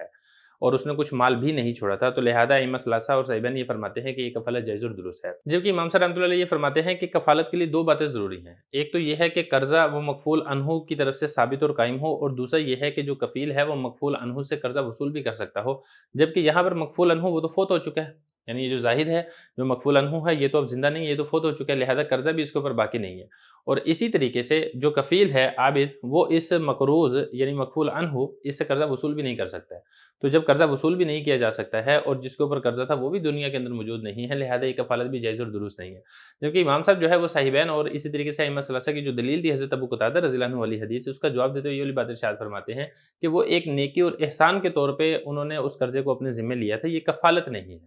لہذا نیکی اور احسان کے طور پہ اگر کوئی شخص میت کی جانب سے قرضہ ادا کرنا چاہے تو ہم بھی یہ کہتے ہیں کہ وہ قرضہ ادا کر سکتا ہے، لیکن اگر آپ یہ کہیں کہ وہ کفیل اور ضامن بن سکتا ہے تو اس کے بارے میں حنفیہ کا جو امام صاحب رحمۃ اللہ علیہ کا مذہب ہے وہ یہ ہے کہ وہ ضامن اور کفیل نہیں بن سکتا ہے۔ تو یہ فرما رہے ہیں وَإِذَا مَاتَ الرَّجُلُ، جب آدمی مر گیا، وَعَلَيْهِ دَيْنٌ، اور اس کے اوپر قرضے ہیں، جیسے زاہد مر گیا، اس نے قرضہ دینا ہے شاہد کا، ناصر کا، خالد کا، وَلَمْ يَتْرُكْ شَيْئًا، اور اس نے کوئی پیسے بھی نہیں چھوڑے جس سے قرضہ ادا کیا جا سکے، فَتَكَفَّلَ رَجُلٌ عَنْهُ، تو ایک آدمی کفیل بن گیا عنہ، اس میت کی جانب سے۔ یہ جو زاہد ہے جو کہ مکفول عنہ ہے، ایک آدمی یعنی عابد کفیل بن گیا زاہد کی جانب سے للغرماء، قرض خواہوں کے لیے۔ تو امام صاحب رحمۃ اللہ علیہ فرماتے ہیں کہ کفالت صحیح نہیں ہے، وَإِنَّهُمَا تَصِحُّ، اور صحیحین اور ائمہ ثلاثہ فرماتے ہیں کہ یہ کفالت جائز اور درست ہے۔ اسی کے ساتھ ہی ہمارا کتاب الکفالہ یہاں تک مکمل ہو چکا ہے، اب اس کے بعد انشاءاللہ کتاب الحوالہ شروع کریں گے۔ بسم اللہ الرحمن الرحیم۔ مختصر القدوری کا باب نمبر 20 ہے کتاب الحوالہ، یہ مکمل باب ہم انشاءاللہ ایک ہی سبق میں پڑھیں گے۔ عبارت دیکھ لیں، الحوالۃ جائزۃ بالدیون وتصح برضاء المحیل والمحتال والمحتال علیہ، وإذا تمت الحوالۃ بری المحیل من الدیون ولم یرجع المحتال له على المحیل الا ان یتبع حقه، واتبع عند ابی حنیفہ رحمہ اللہ تعالی بأحد الامرین، اما ان یجحد الحوالۃ ویحلف ولا بینۃ له علیہ او یموت مفلسا، وقال ابو یوسف ومحمد رحمہم اللہ تعالی هذان الوجهان ووجه ثالث وهو ان يحكم الحاكم بإفلاسه في حال حياته، وإذا طالب المحتال عليه المحيل بمثل مال الحوالة فقال المحيل أحلت بدين لي عليك لم يقبل قوله وكان عليه مثل الدين، وإن طالب المحيل المحتال بما أحاله به فقال إنما أحلتك لتقبضه لي وقال المحتال بل أحلتني بدين لي عليك، فالقول قول المحيل مع يمينه، ويكره السفاتج وهو قرض استفاد به المقرض أمن خطر الطريق۔ ترجمہ دیکھ لیں، حوالہ جائز ہے قرضوں کے بدلے میں، اور صحیح ہوتا ہے محیل، محتال اور محتال علیہ کی رضامندی سے، اور جب حوالہ مکمل ہو جائے تو محیل قرضوں سے بری ہو جائے گا اور محتال لہو محیل سے قرضے کا رجوع نہیں کرے گا مگر یہ کہ اس کا حق برباد ہو جائے۔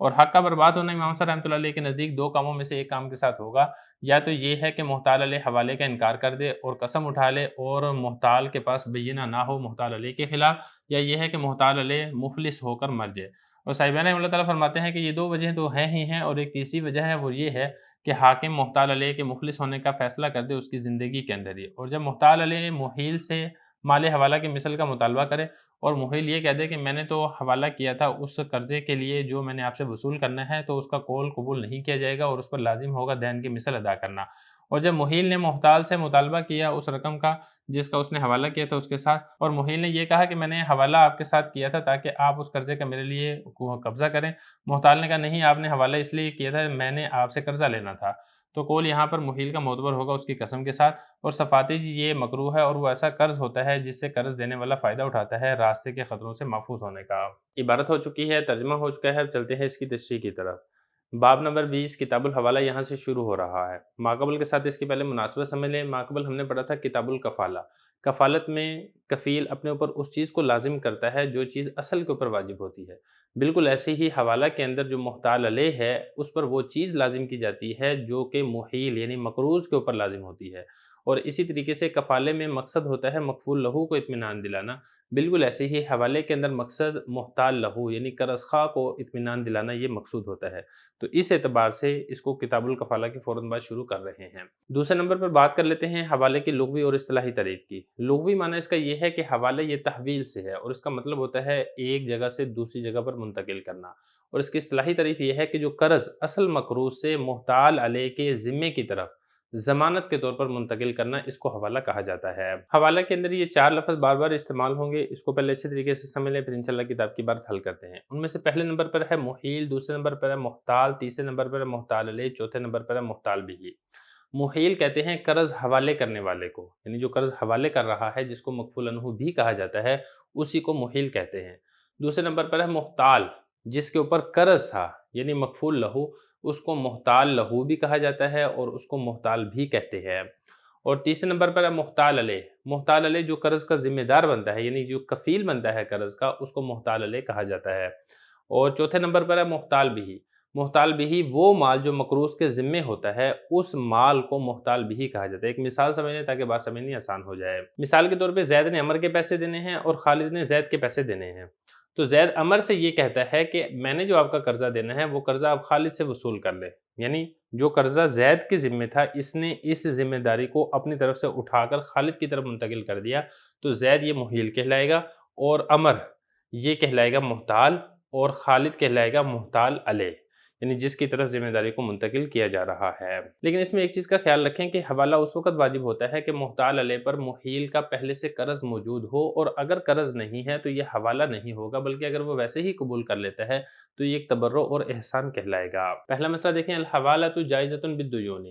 حوالہ کرنا جائز اور درست ہے دیون یعنی قرضے کا۔ مسئلہ یہاں پر یہ ہے کہ ایک آدمی کے اوپر کوئی قرض تھا، وہ قرض کسی اور کے حوالے کر دیتا ہے تو اس طریقے سے کرنا جائز اور درست ہے، اور محتال علیہ نے وہ قرضہ جو کسی اور کا تھا وہ اپنے اوپر لازم کر رہا ہے جس کے سپرد اور ادا کرنے کے اوپر محتال علیہ کو قدرت حاصل ہے، لہذا ایسی چیز کو لازم کرنا بھی جائز اور درست ہوگا جس کے سپرد کرنے پر اس کو قدرت حاصل ہے، جس طریقے سے کفالت کے اندر ہوتا ہے، تو جیسے کفالت جائز اور درست ہوگی بالکل ایسے ہی حوالہ کرنا بھی جائز اور درست ہے۔ ایک چیز کا خیال رکھنا یہاں پر ضروری ہے کہ جو حوالہ ہے یہ دین کے ساتھ خاص ہے، یہ کیونکہ دیکھیں حوالے میں ہوتا ہے کہ منتقل کرنا، اور منتقل کرنا یہ دین کے اندر تو ہو سکتا ہے، عین کے اندر نہیں ہو سکتا۔ عین ایک متعین چیز ہوتی ہے اور دین غیر متعین چیز ہوتی ہے۔ عین کو تو وہی ادا کر سکتا ہے جو عین چیز کسی کے پاس موجود ہے، جبکہ جو دین ہے یہ چونکہ غیر متعین ہوتا ہے لہذا اس کو محتال علیہ بھی ادا کر سکتا ہے۔ تو خلاصہ کلام یہاں پر یہ نکلے گا کہ حوالہ دین کا ہو سکتا ہے، عین چیز کا حوالہ کرنا جائز اور درست نہیں ہے۔ تو یہ فرمایا ہے کہ حوالہ کرنا جائز اور درست ہے بالدیونی، دیون کی جمع ہے دین کی، یعنی کسی قرض کے بارے میں اگر حوالہ کیا جاتا ہے تو ایسا کرنا جائز اور درست ہے۔ وَتَصْرِیحُ بِرَضَاءِ الْمُحِیلِ وَالْمُحْتَالِ وَالْمُحْتَالِ عَلَیْہِ، حوالہ کے اندر 3 بندوں کا راضی ہونا ضروری ہے۔ پہلے نمبر پر ہے محیل، یعنی جو مقروض ہے وہ خود اگر راضی ہو، کیونکہ ممکن ہے کہ وہ کسی کا احسان اپنے اوپر نہ لینا چاہتا ہو، تو جب وہ کسی کا احسان اپنے اوپر نہ لینا چاہتا ہو تو پھر ظاہر ہے وہ حوالے کے اوپر ضامن نہیں ہوگا، تو حوالے کے اندر پہلا بندہ ہے محیل، جس کے اوپر قرضہ ہے وہ خود راضی ہوگا تو حوالہ جائز اور درست ہے۔ دوسرے نمبر پر ہے محتال، جس کا قرضہ دینا ہے،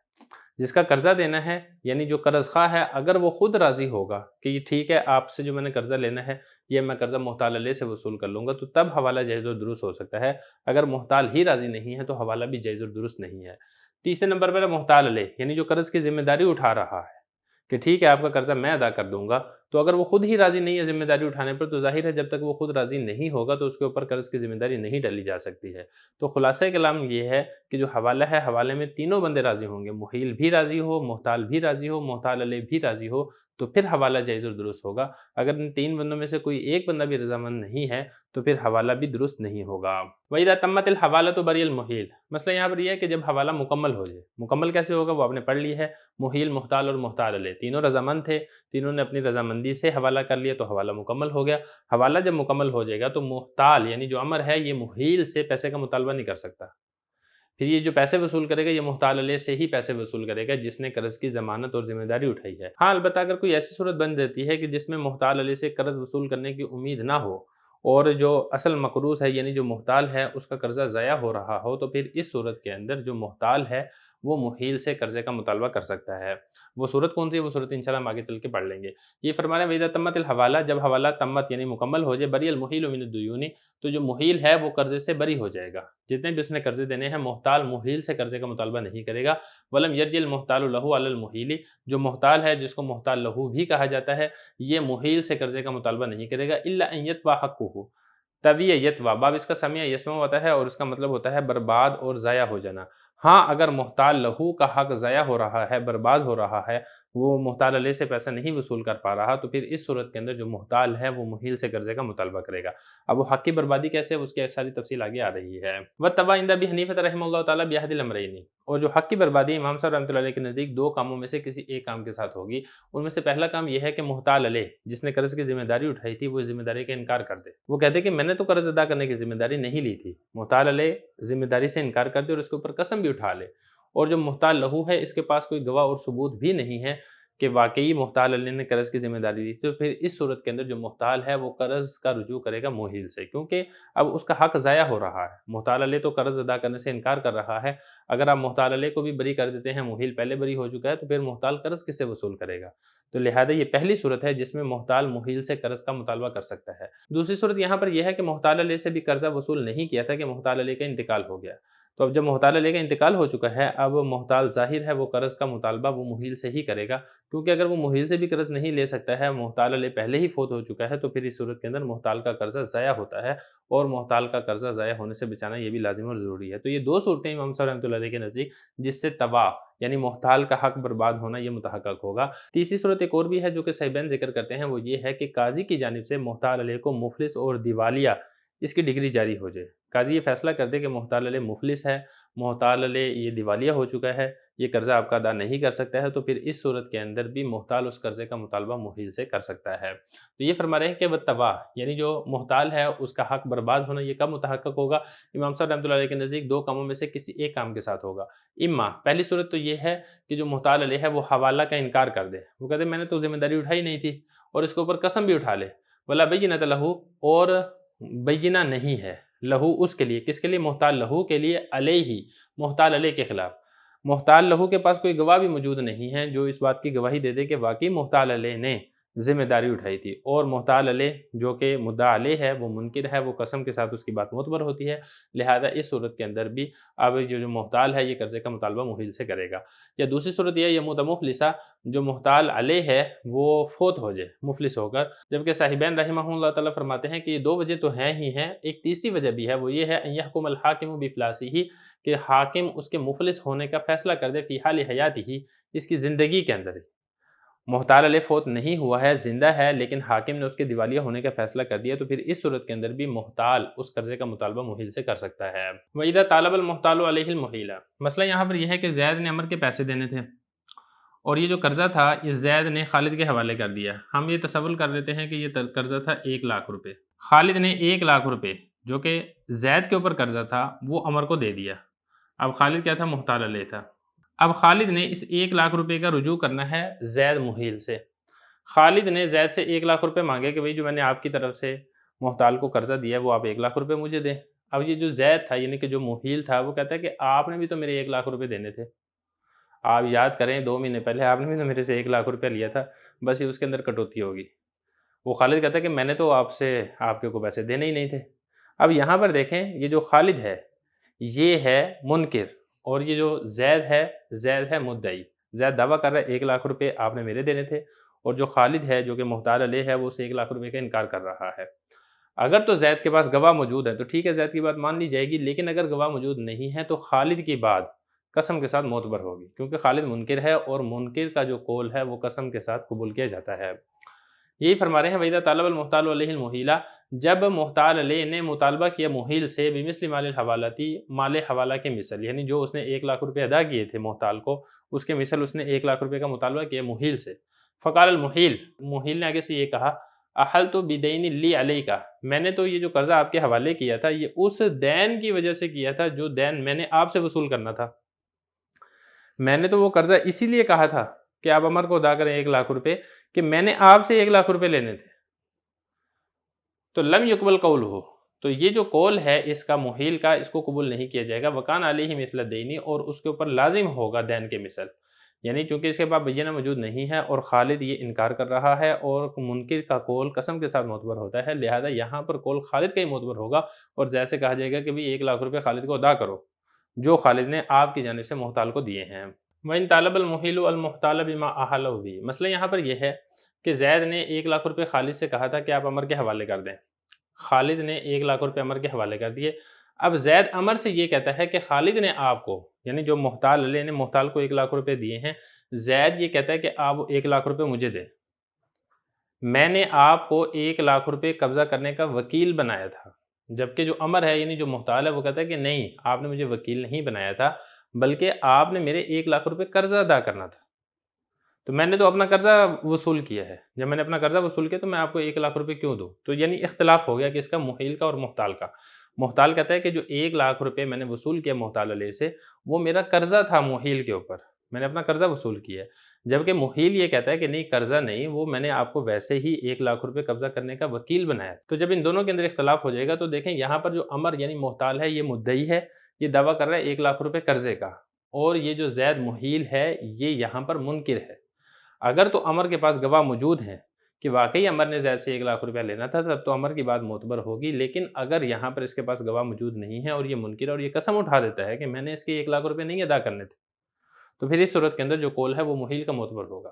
دیکھیں یہاں پر بات صرف اور صرف اتنی ہے کہ یہاں پر جو لفظ حوالہ ہے اس کو وکالت کے لیے استعمال کیا جا رہا ہے، کیونکہ جو حوالہ ہے یہ مجازاً وکالت کے معنی کے اندر بھی استعمال ہوتا ہے۔ تو حقیقت کے اندر جو زید نے خالد کو یہ کہا تھا کہ اب عمر کو 1 لاکھ روپے ادا کریں، یہ حقیقت کے اندر حوالہ تھا ہی نہیں، بلکہ صرف اور صرف جو عمر تھا، عمر کو 1 لاکھ روپے قبضہ کرنے کا وکیل بنایا جا رہا تھا۔ تو لفظ کے اعتبار سے تو یہ حوالہ ہے، لیکن حقیقت کے اعتبار سے یہ حوالہ نہیں بلکہ وکالت ہے۔ تو یہ فرما رہے ہیں وَإِن طَالَبَ الْمُحِيلُ، اور اگر محیل نے مطالبہ کیا محتال سے، بما، اس رقم کا، احالہ بھی، جس رقم کا حوالہ کیا تھا، فقالا، تو اور اس نے محیل نے یہ کہا انما احلتک، میں نے جو آپ کے حوالے کی تھی خالد سے جو رقم تھا اس کو کہا تھا کہ آپ کے حوالے کریں، وہ اس لیے کہا تھا لتقبضہ، تاکہ آپ اس رقم کے اوپر قبضہ کریں میرے لیے، یعنی میں نے آپ کو رقم کے قبضہ کرنے کا وکیل بنایا تھا۔ وقال المحتال، محتال کہتا ہے کہ نہیں، بلکہ جو آپ نے اس رقم کو میرے حوالے کیا ہے وہ بدین لی علیہ کا، وہ ایک قرضہ تھا میرے لیے علیہ کا، آپ کے خلاف۔ تو پھر اس صورت کے اندر حضرت یہ فرما رہے ہیں فالقول قول المحیل مع یمینہ، تو قول محیل کا معتبر ہوگا اس کی قسم کے ساتھ، یعنی جو محتال ہے محتال کے پاس اگر تو بینہ موجود ہے تب تو ٹھیک ہے، اگر اس کے پاس بینہ اور گواہ موجود نہیں ہے تو پھر قول اس صورت کے اندر محیل یعنی زید کا ہی معتبر ہوگا۔ وَيَكْرَهُ السَّفَاتِج، سفاتج مکروہ ہے، ایک مثال دیکھ لیں تاکہ مسئلہ سمجھنا آسان ہو جائے۔ زاہد کے پاس 1 من گندم ہے، یہ جو 1 من گندم ہے یہ اس نے فیصل آباد سے لاہور لے کر جانی ہے۔ ظاہر ہے فیصل آباد سے لاہور لے کر جائے گا تو راستے کے اندر ڈاکوؤں کا خطرہ ہے یا کوئی اور اس طریقے سے مسائل ہیں، تو زاہد یہ 1 من گندم شاہد کو ادھار دے دیتا ہے، اور شاہد سے یہ کہتا ہے کہ میں آپ کو 1 من گندم ادھار دے رہا ہوں لیکن آپ میرے لیے ایک تحریر لکھ دیں۔ یہ جو شاہد ہے، شاہد کا کاروبار ہے لاہور کے اندر اس کی ایک دکان ہے مثال کے طور پہ۔ زاہد کہتا ہے کہ میں آپ کو 1 من گندم دیتا ہوں اور آپ مجھے ایک تحریر لکھ دیں، جو تحریر دکھا کر میں لاہور آپ کی دکان پر جا کر وہ 1 من گندم وصول کر لوں۔ تو اس شرط کے اوپر زاہد نے شاہد کو 1 من گندم ادھار دے دی اور اس سے تحریر لے لی، اور یہ جو تحریر ہے تحریر لے کے وہ لاہور گیا شاہد کی دکان کے اوپر اور اس کے ملازم کو وہ تحریر دکھائی اور تحریر دکھا کر دکان سے 1 من گندم وصول کر لی۔ اسی کے بارے میں حضرت یہ فرما رہے ہیں کہ سفاتج یہ مکروہ ہے، وہ ہوتا کیا، وہ بتا رہے ہیں کہ وہ قرض، یہ ایسا قرضہ ہوتا ہے استفاد بھی، فائدہ اٹھاتا ہے بھی، اس قرضے کے بدلے میں، جیسا کہ یہاں پر 1 من گندم قرض ہے۔ المقرض قرضہ دینے والا، امانہ خطر طریقی، خطری طریق راستے کے خطرہ، اس سے محفوظ ہونے کا فائدہ حاصل کرتا ہے قرض دینے والا۔ اسی کے ساتھ ہی ہمارا کتاب الحوالہ یہاں تک مکمل ہو چکا ہے۔ اب اس کے بعد انشاءاللہ کتاب الصلح شروع کریں گے۔